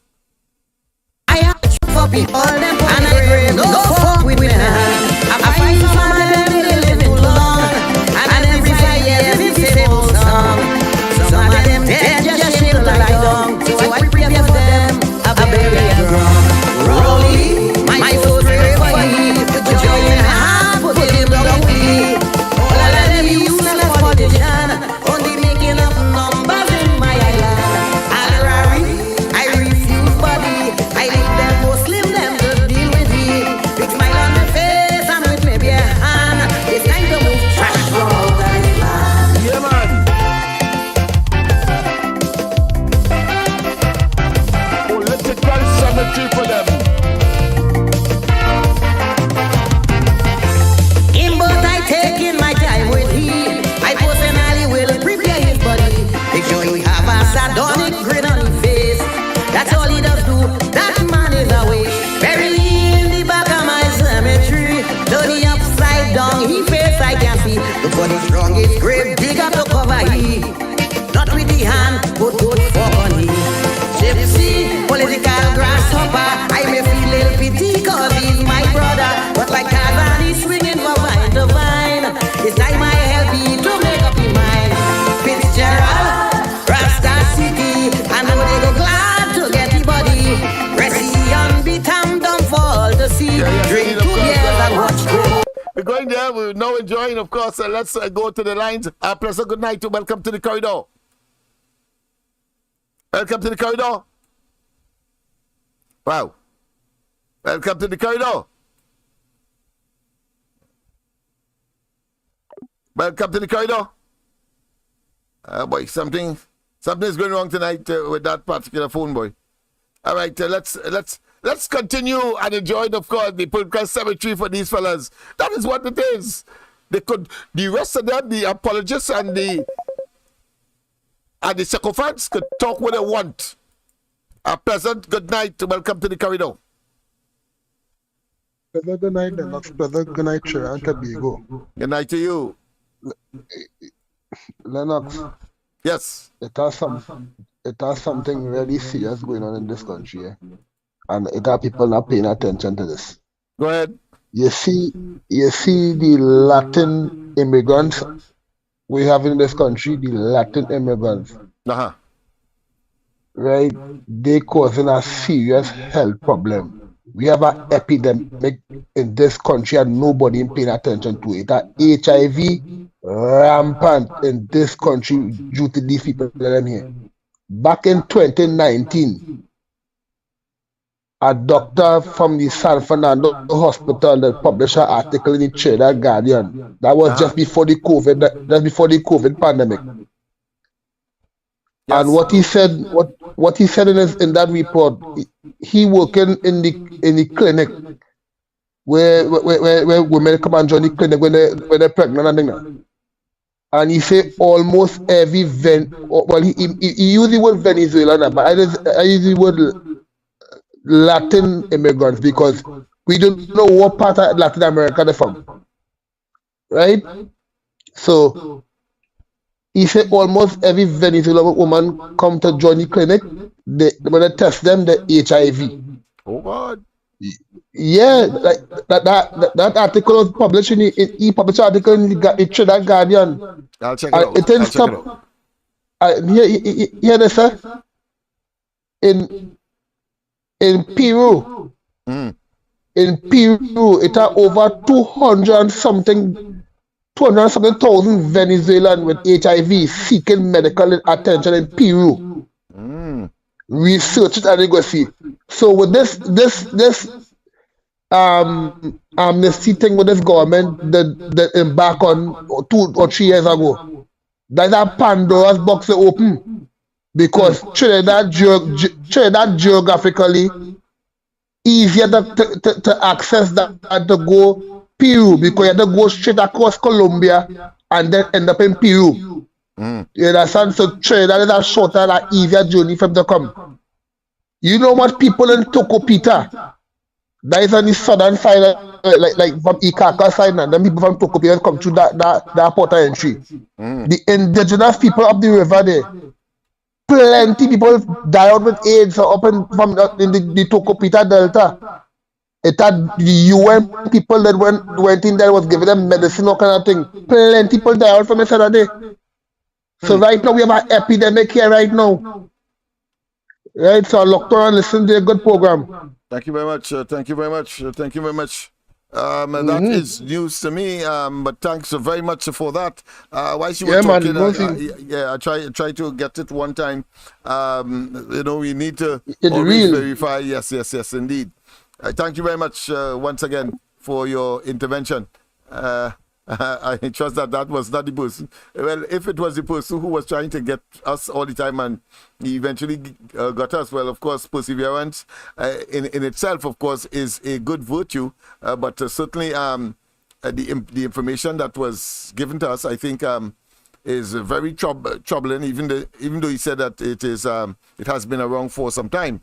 I find it strange that I would not have gotten wind of it, examining the correlates of HIV testing for Venezuelans. I'm seeing something here that would have been 2023. I'm going to take a look at it. Let me continue, of course, with what I plan to do tonight. But I thought it was important if I got something very, shall I say, clear on the subject. I would have shared it with you immediately. But of course, they must go to the political cemetery, Dr. Rowley, and they are simply toxic. They are evil. They are diabolical. And therefore, they must not to be part and parcel of the political makeup of Trinidad and Tobago, especially now moving towards inexorably. We just have about a year and some months. So as Kamala Prasad-Bissessar has rightly said, nominations will be open, I think, from Monday, as far as people wanting to contest on a UNC ticket.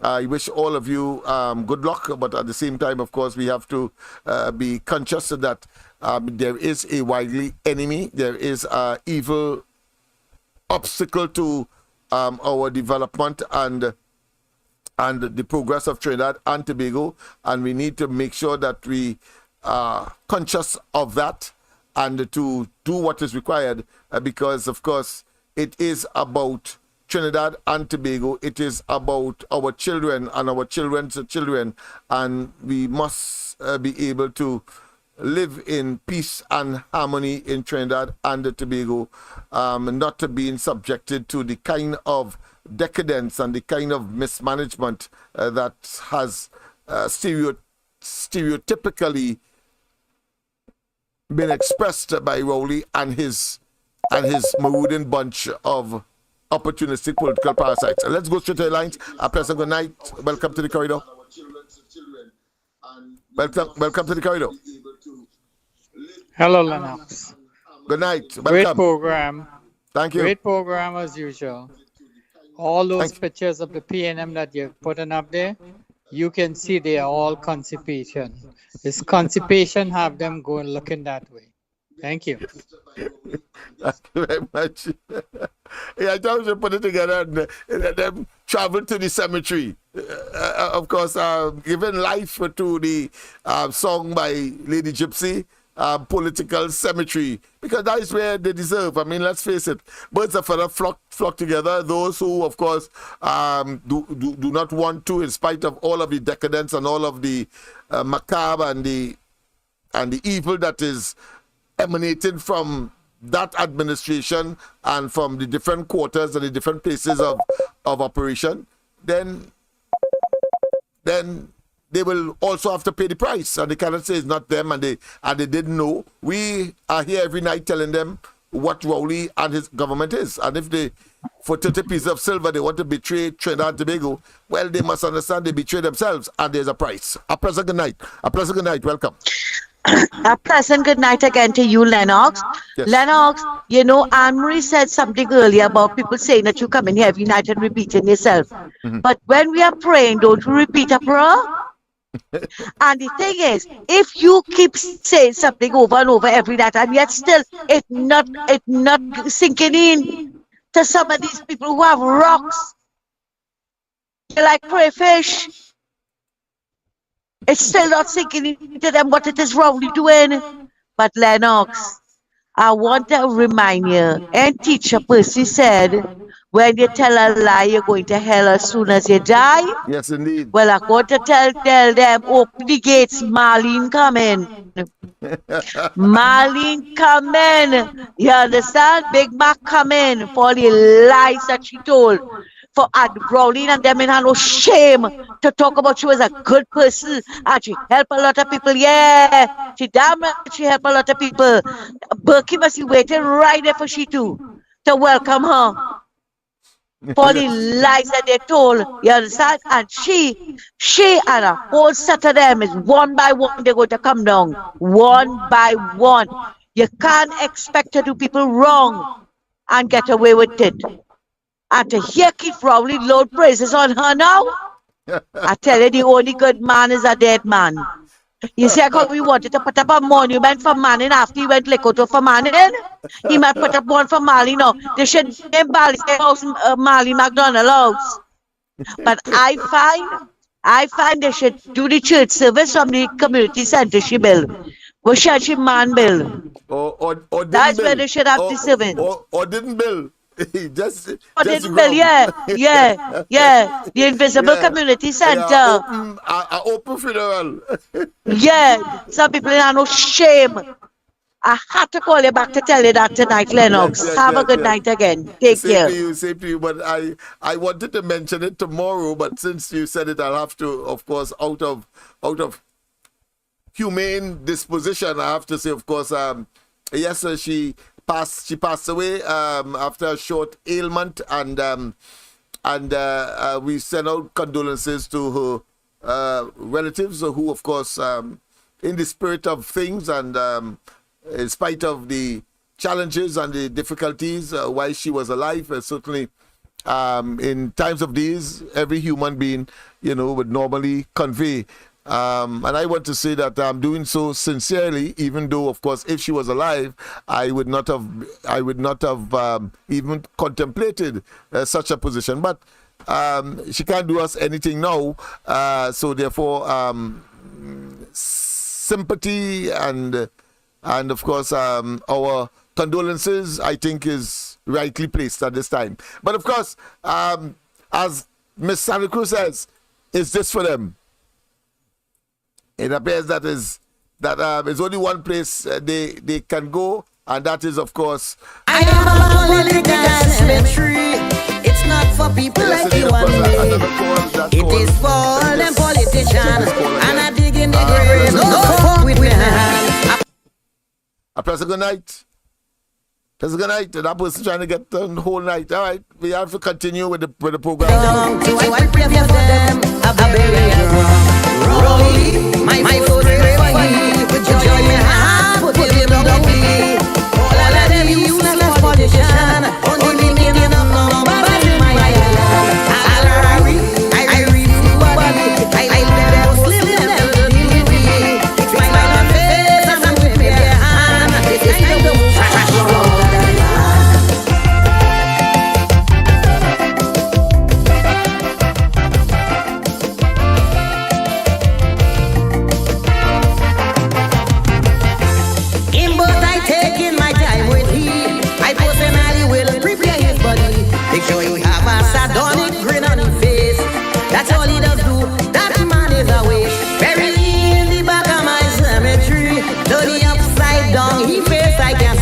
For the strongest grave digger to cover he.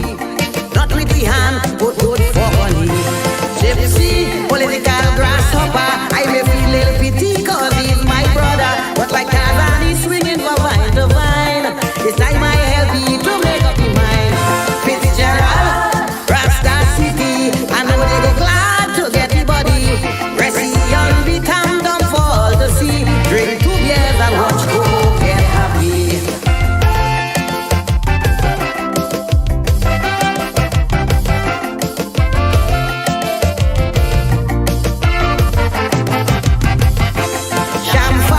One quick sacrifice, yet every week she have the wee man, she living life. You want the cold but man resemble and strong.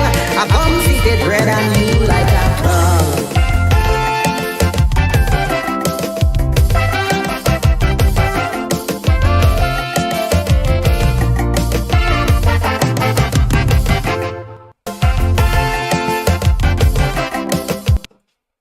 Yes, indeed. Of course, we take solace in that presentation. The music, of course, is most appropriate at this time. But, of course, we have some other things that we need to clear up because, as I said earlier, government is a continuum, as I said earlier. And I took you back to the administration before Rowley, and then the administration before the last administration, and so on and so forth. Why am I saying that? I'm saying that because Dr. Rowley is so damn dishonest. I mean, he stood up there at that press conference and said that the last administration did not see it fit to negotiate additional benefits for Trinidad and Tobago as far as dealing with those multinational oil producers or upstreamers that operates in Trinidad and Tobago. And for that, he gives himself a unique and superlative position. Hogwash.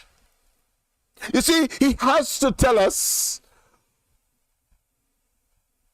how could he have negotiated something if some basis for it did not exist. It didn't come out from the sky. In other words, the oil companies didn't fall from the sky between 2015 and today. The players and the people who he went to and high flying wasn't here within the last 5 years or 8 years of Rowley. You have to be a damn fool, and therefore you must be giving credit to those who were there before, because you see, it is easy to say that since Kamla Prasad Bisasa and they, according to him, didn't negotiate, then he was part of an administration before Kamla Prasad Bisasa, he and Manning. Why didn't they negotiate? Why didn't they negotiate? No. The circumstances changed. Yes, I've seen. Sorry.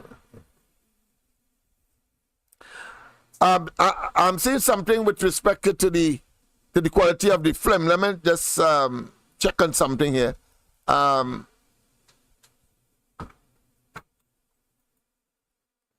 me just check on something here. I'll be right back.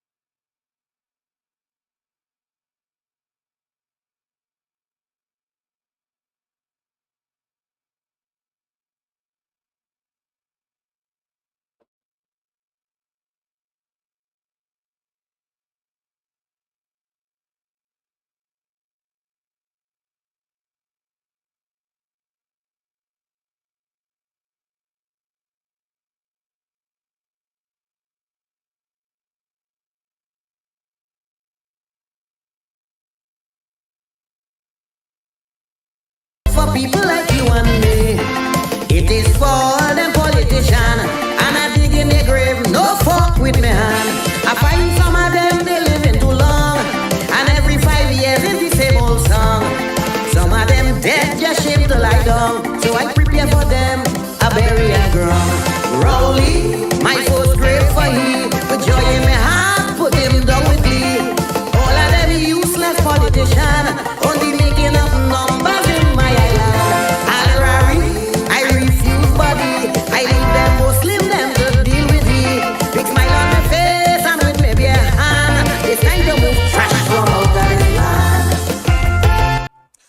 Yes, indeed. Of course, my quality control people told me that there was a bit of blurring and distorting of the video, and we paused for a while just to see whether or not we could remedy that. And I think, we did something. Let's see if it continues in the way that it was, and then it means therefore there's something more extensive than what we thought. So let's see if there will be no further interruptions for the rest of the night. It's already 9:57 already. Yes, indeed. So I want to conclude, of course, what I wanted to say in terms of that continuum. You see, Dr. Rowley is getting on as though government was some kind of epiphany, and that the government of Trinidad and Tobago started with Kamala Persad-Bissessar and continued with him. He has to be an ass. He has to be an ass. He given you the impression that always the last government, but the last government could say that the previous government, which will now be the last, meaning that he and Patrick Manning did not invest in the exploration for oil and gas, and that the shortage of gas. Why is he claiming that he was saying that and saying that all the time? It came as a consequence of the Manning administration, of which Rowley was a part before 2010. Understand what is happening here? Before 2010, the amount of oil that we produce, for example, a move from 22,000 barrels of oil, and by the time when Manning came into office,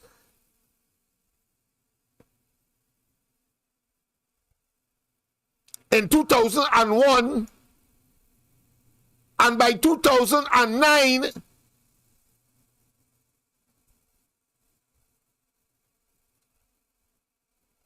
we were talking about less than what in terms of production of barrels of oil, 122 when he came in, and by the time they leave office was 22,000 barrels. And in 2008, of which Rowley was a part and Manning was around, they made the most amount of money with respect, of course, to oil, gas, and petrochemical. And instead of spending the money on looking for more oil and gas, because they did not do exploration as Kamala did when she came in. She didn't quarrel. She did not, of course, get on like a little child, puerile. She didn't complain. Of course, she would have said what they did badly, which is normal. But Rowley cannot believe that he could take credit for going and renegotiate a contract and getting more, and believe that he did more than Manning, he did more than Kamala, he did more than Pandey, etc., etc. You had to be a fool. And he comes across as a total nincompoop and a person who clearly is confused and illogical, irrational, and always trying to beat his chest for something that really and truly we paying him to do. And somehow he is the best thing since sliced bread, and that we should be somehow appreciative of what you know. That was your job, and you're doing a poor job, because that ought to. We are not sure we're going to get any dragon oil or gas. We are not sure. But the point I am making here is how dishonest and how disingenuous this man is. He gets on as though the government of Trinidad and Tobago started with Kamala Persad Bissessa and then continued with him, and he's the best thing since sliced bread.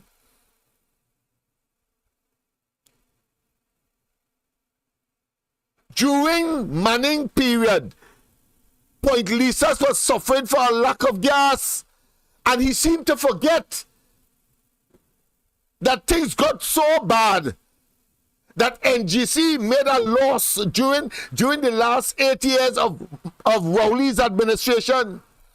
And he seemed to forget that Wise Kamala and they discovered that Manning and them, even though they got that largest, did not invest in upstream as they ought to look for more gas and oil. They had the responsibility to do that and not make the same mistake as Manning and he in the previous to 2020 governance and government of Trinidad and Tobago. And so, between 2013, 2014, and 2015, Kamala Persad Bissessa and they aggressively pursued the looking for and finding and investing in upstream and looking for oil. No, in those circumstances, Kamala and they would not have been unaware that America had shale gas and they have it in abundance. And for the first time, they didn't have to import anything. They were self-sufficient. In fact, they were exporting oil.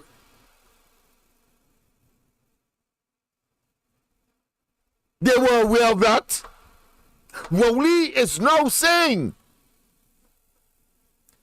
and having benefited now from the investment, because the investment don't come overnight, just as how we showed you where Young talking and said a hogwash saying that immediately they have infrastructure and then say it ain't gonna come now, it ain't gonna come just now, it ain't gonna come tomorrow, and so on and so on, as if they're gone mad. These are long-term investments, minimum 5-6 years down the road. In spite of the infrastructure that may be there already, but they have to drill and they have to uncover exploratory wells that might have been there, showing, of course, that there is some material, whether on the Dragon side or on Trinidad and Tobago side. There is a continuum. Rowley getting on as if Trinidad and Tobago government, in other words, 1956, started between 2010 and 2015. That's how Rowley getting on. Go back and look at what he was saying. He getting on as if the government of Trinidad and Tobago first came into being and we got independence in between 2010 and 2015. The amount of time that he's saying that the last government did not negotiate well. He's so stupid. He is so stupid. When Kamala and they had their turn at the crease, not only was shale gas the order of the day, but the Russians were pumping gas into Europe, and therefore the market was emasculating, and our share of the market, we had to do special or generate niche market before we was supplying America with gas. We now have to look for niche market. So we go in Chile, our people have enough experience, and they would, of course, look for market, the marketing people, whether in certain parts of South America, Central America, parts of even Africa, and of course, Europe and Asia.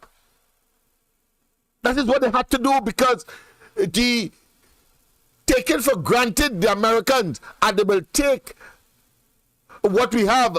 They start to cut their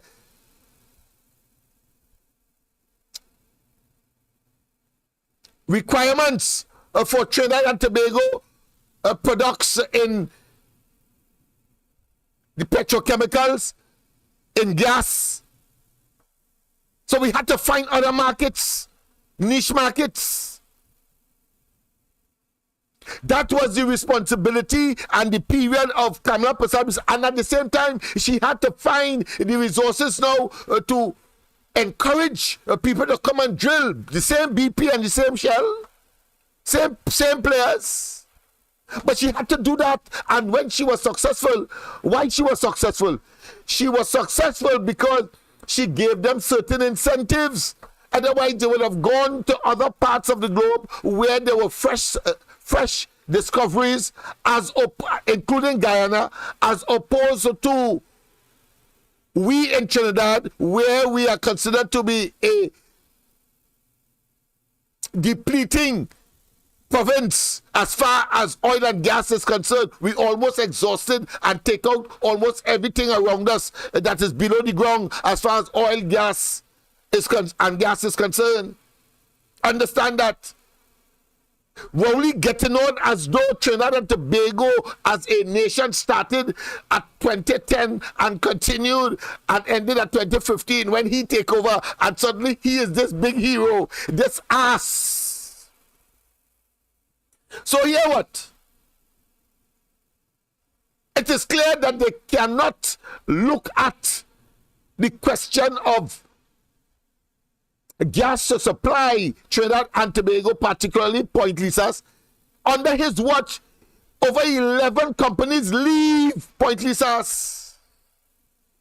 But he blamed the last administration, and the last administration put things in place so at least they get a couple million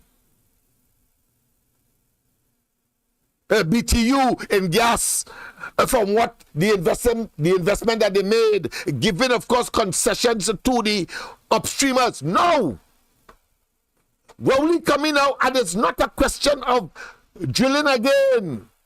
It's a question of what you have now and how you can make use of it. His job is to try to extract as much as he can from what exists, because there's nothing more. But for doing that, and that role he has to play, he believes that he must get hero worship. Hold your tail. A pleasant good night, welcome. A pleasant good night, welcome. Good night, yes. You can hear me? Yes, loud and clear. Loud and clear. That's awesome. Okay, perfect. All right, Lennox, I want to say something to you. I love listening to you speak. I want to tell you that I've listened to a lot of people on the radio, and I've been listening to you for a long time on the ground report. I didn't used to call a lot, but I always kind of float around the radio. But listening to you in the past few years, you use a lot of, your vocabulary is very extensive. And I believe that you are gifted in your intelligence and your intellect. And I think people get frightened by that, or they don't know how to deal with it because it's a different kind of way you speak. But I totally get what you're saying, and I appreciate how you share that information with us. And you're also very forthright, and you stand in your position, and you don't waver. So that's something I respect. So I wanted to say that this Prime Minister does not really care about us. I think he only cares about the LNG, the energy sector, and maybe about Carnival, throwing a few dollars into the different bands and his friends who want to party. Because for him, Carnival is a party. It's not a place to draw tourism where people feel safe. I feel like when we have Carnival, it's like children running wild. You know, they're homeless sometimes. It's recklessness, a lot of inebriated people. And the local villagers, they're like left out there because they don't really get to celebrate a real carnival in their own villages. And I think it's because the money that he's making in all this energy sector, it's not trickling down for us to celebrate. It stays in Port of Spain, in a certain area, and the Prime Minister, that's what he wants. And I feel like from where I stand, he doesn't give a damn about crime. He doesn't care about children missing, domestic violence. He takes a stand that you have to choose your partner wisely. He doesn't care about broken homes, broken families. And there are people who support the prime minister, and they're very rich people, and they love him and they praise him because they are parts of the elite group where they don't have to worry about crime because they have 24/7 security. And I say that because I live in an area now where I live in Madras Road, and we've had an escalation of crime in Cunupia. We had 2 barbershops robbed and broken into in a matter of weeks, and they were committed by people who were Venezuelans. And these people recently came to another house and was trying to steal a washing machine. They're trying to get washing machine, dryers, appliances, and maybe equipment and appliances to start small businesses. And obviously they're selling these things. And our villagers, many of our villagers don't have gates. They live in properties that are not fenced around because many of them don't have the money to build fencing. So you're open prey. And the Prime Minister doesn't give a damn about that. And I've been telling my villagers, we need to have a checkpoint like they do in Bamboo. We need to now follow the laws and let's have checkpoints. And one of the things that irks me is that we have so many illegal housing going on in this village and in other communities where people are building rental apartments and they're just collecting the money and they don't care. They don't care who comes into the building, and most of them don't even live in the villages. They live abroad or they live in other gated communities. So we are left in our community that we grow up in, that we own houses, we own little pieces of land that we have, and we are left out there vulnerable, and none of us have guns. And when you have dogs, they'll poison your dog. And the Prime Minister doesn't care. And I blame all of this on Faris Alwari because when the borders were open, he didn't care, and he still doesn't care. None of them do. You know, Venezuelans are still coming into Trinidad. And we are a different country. We're not Venezuela. We're just trying to build our own culture. And nobody, the leaders of this country don't care about cultural development. Yeah, they talk about cosmopolitan and dancing and music and calypso. We've been trying to pick up pieces to build our community, but the Prime Minister and the leaders don't care. And so we have to now take control of our community. You know what I mean? Because Madras Road and St. Helena needs a police station. You know, Las Lomas, we have to go all the way up Las Lomas. Las Lomas has so much crime. Kelly Village doesn't have a police station. You gotta go all the way to carry the licensing station there. So and then to get the police, we gotta go to Cunupia. So we need our own police, we need our own checkpoints. And I feel like if people who are from my village are listening, we need to coalition now, because I'll tell you something. If they're coming to Teep Appliance, they're coming to your house next. And I hate to say this, even our locals are part of that problem. You know, they are part of this colluding problem with these guys because they're bringing them into our villages too. I'm not a hater. I support human rights and dignity for all, but hey man, when these people are coming in here, there's nobody checking their records, nobody's checking their passport. They're paying gangsters to bring them in here. And what are we to do? You know, it's like we're sitting ducks, Lennox. We're waiting for somebody to just put a bullet in our head and kill me and rape us and hurt our families. And nobody's doing nothing. The police, their hands are tied. I just feel like I'm not hearing the messages when it comes from the UNC. It gets drowned out. And we need to start having more of those pavement meetings. We need to have you really pushing this message on the radio every morning, you know? That we need to coalition to protect our villages because nobody's out there protecting us. And it's frightening because they're robbing. I'm not saying I'm saying that the way crime is going, people who are desperate now are they're shopping now and they're scouting around your neighborhood, they're looking at your houses, they're following you, they'll be riding bicycles, they're tracking you. And there's nothing we can do. We can just, you have to wait. So I feel like this prime minister, you know, when you tell him about, ask him about crime, he just shakes his head and he walks away. He doesn't give a damn. So that's my comment tonight, Lennox. Thank you very much. Very sincere indeed, very sincere and very, of course, poignant, very to the point. And clearly, I'm sure that everybody would empathize and sympathize with that situation, because that has been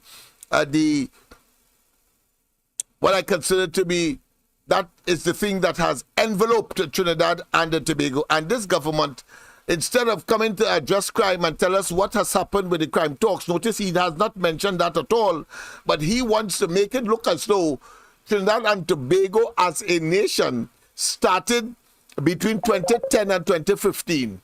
This buffoon, and feel that he is convincing someone with his misrepresentation. A pleasant good night. Welcome to the corridor. Yes, Well, good night to you. Yeah. Mr. Lennox, what's Rowley? What Rowley has to talk about? He can talk about crime. He cannot talk about betterment of the country for its citizens. He have to give the narrative about oil. Does that benefit me? I still have to go to the gas station and full at what, $7 a gallon. I still have to go to the grocery. Everything going up in the grocery. When I travel in taxi, fares going up. Light bill going up. I $200 I have to pay more on my light bill. So what this man talking about, or what he could talk about and tell him, gas, what? That doesn't benefit me. All we have to do is pray and ask God to act. So I remove this man as fast as possible. The man like a albatross around our neck. Sure, right. Well said, my friend. Mr. Lennox, none of the ministers are coming out and saying nothing. Nobody is saying nothing. None of the ministers, all of them sit down there like mook. Rowley and they clapping them. Yeah, but yeah, I mean that's pathetic. I have seen that, but these people are insane. How could they tolerate that for big men and women? Yes. And they're watching me face and lying, Mr. Lennox. Yeah, boy. Bold face, and none of them is saying nothing. With them, they were conscious. They could sleep good in the night. They just pray. And Rowley be laughing, you know. He laughing and he's smiling. And he makes some kind of quip and laughing. And I said, but why doesn't he call elections? That is what I want to hear. I don't want to hear anything else from him. He looked like he could stay in power for the rest of his life. Because he knows if he call election and there's any signs of he lost it, it's jail. Of course it's jail. It's jail, so he will remain there until he makes sure that... He'll try to remain there. He'll try to remain. Because he took 2 elections already and he could do it again. Yeah, he will try. There were extenuating circumstances. See, I believe in the human spirit and the human consciousness and common sense. You could do things so long, but you can't do it as long as you want. And I think the time has come. We saw it in Tobago, so I'm very, very confident. Yeah, well, all we could do is pray and ask God to intervene now. That is all. Because here, all he could post, talk this, talk that, and at the end of the day, thing hard, Mr. Lennox, thing hard.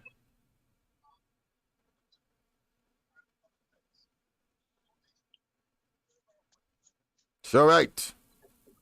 All right, that's it. I see somebody trying to get in. Yes, I see somebody trying to get in. Yes. Thanks for listening. No problem. Yeah, same to you, same to you. Of course, and don't forget, people, this is not about nice English and so on. This is about, I don't care. Green verb, pink verb, and so on. Let us express ourselves. Let us, of course, you have a forum to, of course, treat with issues that you are concerned. Even if it's frustration, do not go and beat up your wife. The wife, do not go and, of course, be unfaithful. Don't go and drink rum and get on wassy or bad. You know, you have this. But as I said to those persons who believe that this is merely a talk shop, no, you are selling yourself short when you think that way. It means, therefore, you have no deep thinking. And you would see that every night is something different, but about the same thing. Something different about the same thing. That is what this is about. A pleasant good night. Welcome.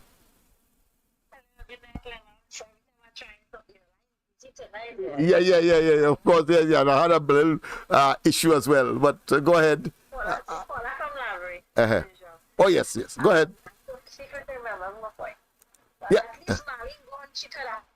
Come back and be measured. Then I warn Rowley and warn all of them, don't lie, come out and tell you people the truth. What can I be she have chance to come back and tell them, look what's meeting and kind of there for them? Well, I suppose which part she is, I assume that Rowley would know because remember he went Likoto. Right? And these Venezuelans, it's true, a lot of our local men are good with them. And it's only for the money and whatnot. Yes. Hard. I see some of them do work hard. While working in Chapel, there's a woman with 3 children and her belly is big, and she's, begging. Yes. And they live in farmers. They have a kind of all right, well, you had to do quick. We can have another call coming in from the regular line and taking it one time. Yeah. Good night again, Lennox. All right, just so I'm calling. Let me just finish this one here. All right, then. Okay, then. Thanks, yes. All right. Go ahead, my friend. Somebody was just confirming what you said earlier with respect to those Venezuelan women. Go ahead. Yeah, good night. Lake Asphalt. Right? From September 2015. Right? Until 2021, them never submit no financial audit annual report now. Right? Yeah. And when they do disclose one in 2021, it costed 200 and something million, right? From the previous 200 something million. So it's like a million, over 100 million, right? Or accounted for. Wow. And currently, every month, they have a subvention at 2.5 million every month. So 100 million missing from that company on accounting, and every month is 2.5 million subvention. Every month. I send the report on the article. You can read and you can see thank you very what's much. in there. Yeah, thank you very much. I have 2 things to follow up on. I have that, and I have, of course, the Venezuelan issue. So thank you very much. Yes, indeed. Thanks very much. Yes, indeed. Of course, we try to take everybody, whether it's on my phone, your phone, wherever, we will, of course, and let's express ourselves. It's important that we do that, because otherwise we sit and we wallow and we believe that you alone, as my mother would say, a poor me one. No.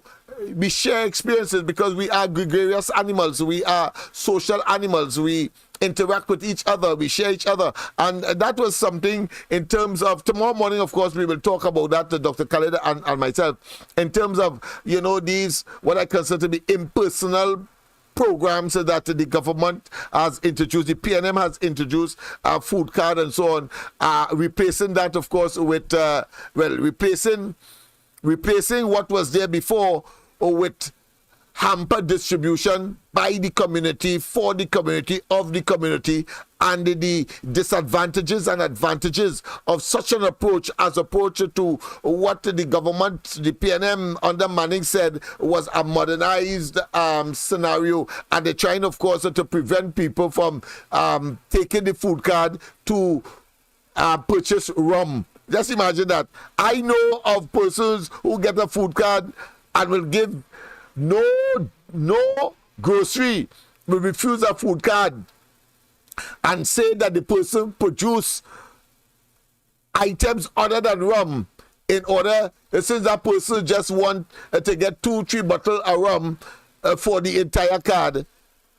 So the argument, just as Dr. Rowley's, what I consider to be infantile and intellectually depraved and cognitively empty, as if they are in mental and cerebral decline, all of them. When he said that them children and them was doing what? Using the laptops to promote or to view pornography and play games. That bastard of a man, that Neanderthal, that savage called Rowley. And today, shamelessly and unsheepishly coming and telling us, you're giving laptops now, but you still have a condition. And what is that? You must prove that you're worthy. That you must prove that you are indigent, you are poor. It's called a means test. Come on. What kind of beast in human form we have as cabinet, as prime minister, as ministers, and they sit down there and wallow in that kind of savagery? People, of course, as I said, let me just conclude that it is impossible. It was Dr. Rowley's role and responsibility to find new ways to earn income because the infrastructure was there already. The infrastructure was there.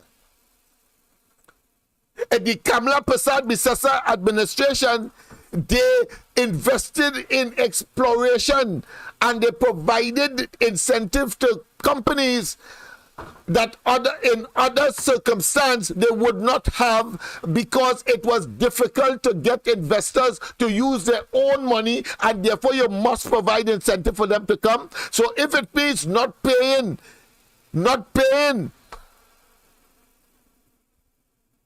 on profits for a certain period, or taking your profits and plow it back as if to cover for your expenditure, why not? But as any prudent businessman will do, and any prudent government will do, and I give them in this case prudency, but for the wrong reason. But of course, they did what was required of them as being paid by us to do that job. How you will get increase revenue for the country? Well, you have nothing in train 2 and train 3. So you go and negotiate, is obvious. You have to find ways to make it happen. Kamala and they decided, well, listen, no gas. They invested in gas. They invested in exploration. You come along now, you get the benefits of the exploration. Not enough, because we need 4 billion cubic feet of gas in order for us to feel comfortable a day. So that is not the case. But people will not run away with their investments, except of course, they have viable and of course acceptable alternatives, like those companies in Point Lisa's, 11 of them gone because the gas price that Rowley and them negotiate, claiming that he did his best. They're gone. But however, getting into train 2 and train 3, you didn't have to spend 200 million to maintain that, because the conditions were there. These people will not run away and leave their investment, so they will want to compromise, and therefore the discussion would start. And then if that is the position, you end up with 10%, then kudos, that is what you had to do to, of course, increase income to Trinidad and Tobago. Unfortunately, That is like throwing pearls to swine. Rowley and them is the swine. Because here it is, he met 10 billion reserve, today it is 6. But he telling us that all of that bring more money to us, and he praising himself. Whilst, of course, our debt to GDP is almost 100%. And whilst, of course, he was there, took away all kinds of things from the poor and dispossessing them. And his policies and programs has turned out to be the most devastating for the country. And he continues, of course, to take these small trinkets of success as far as he's concerned. Where is the Sandals? Where is Sandals? That was supposed to bring $500 million a year income to the treasury of Trinidad and Tobago. Where is it?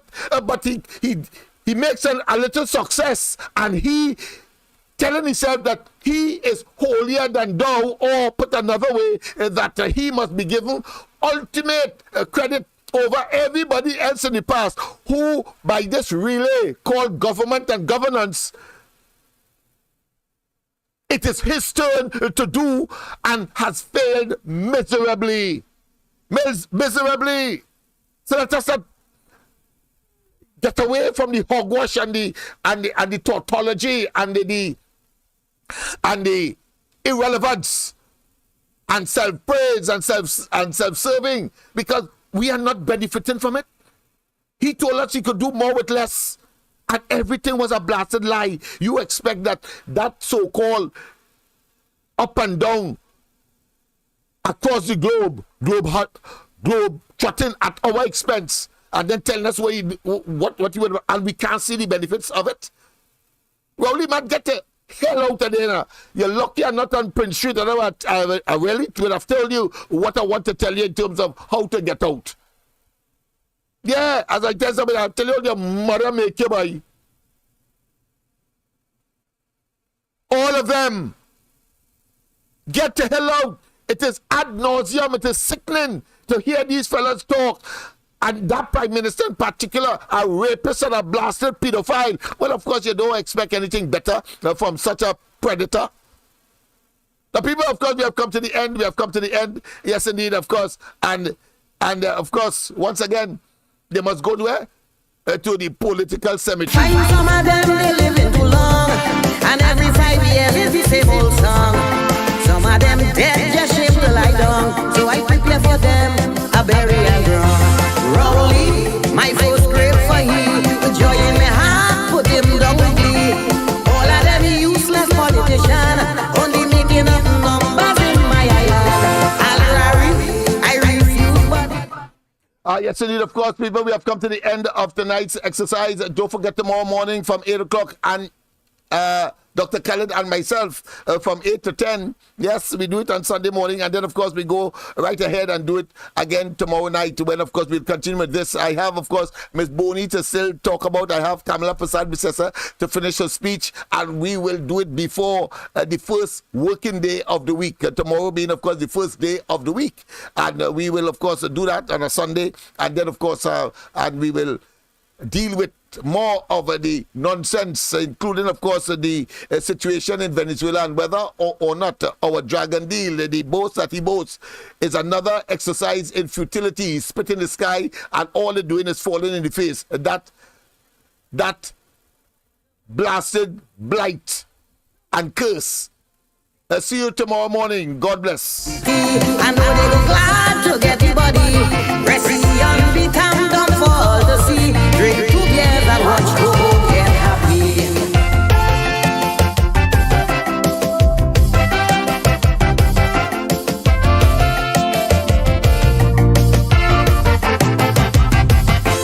Shamfa, one quick sacrifice. With every rich she have the weed man, she living nice. You want the cold but man resemble and strong.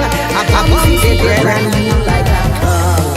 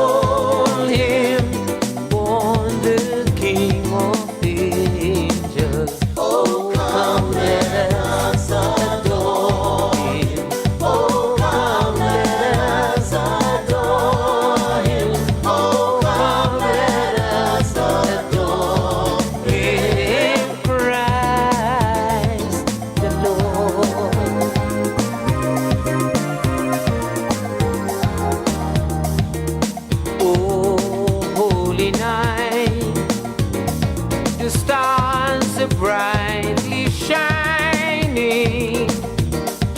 It is the night of our dear Savior's birth.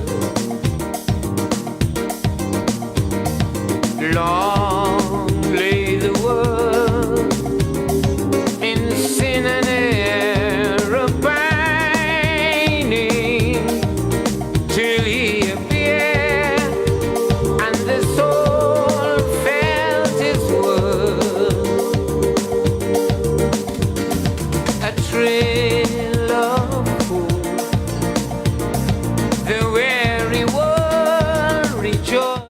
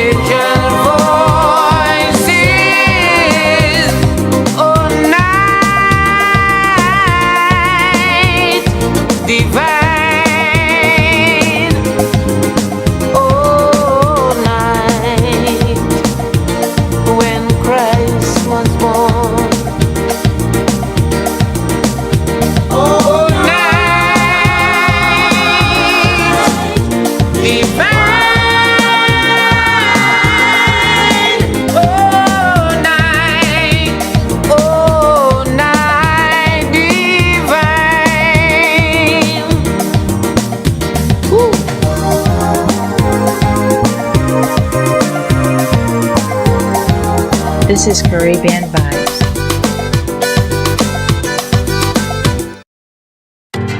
Them want me to stay. Them want me to stay in this cold place with snow. They matter what. Oh no, I have to be home for Christmas. Oh no, I have to be home for Christmas. Oh no, I have to be home for Christmas. Oh no, I have to be home for Christmas. Hey, you know I spend a lot of my time in England. Hi, oh, oh, oh. I hope you're loving, and I hope you're sharing. I hope you're loving this Christmas. I hope you're loving, and I hope you're caring. I hope you're loving this Christmas. The things that you didn't do, the things that you didn't say for the past year. Take this opportunity and do.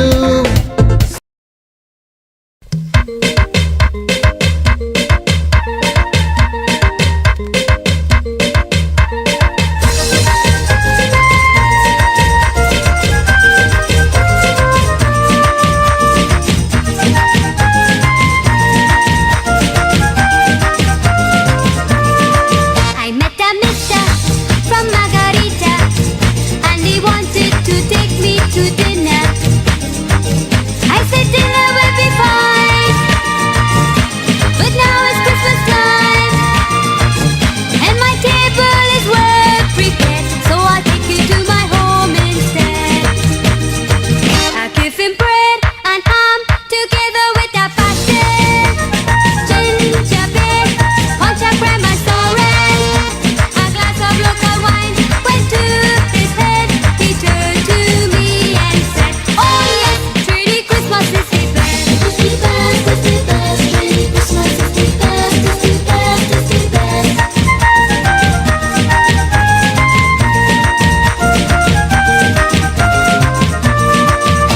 visitor asked me to guide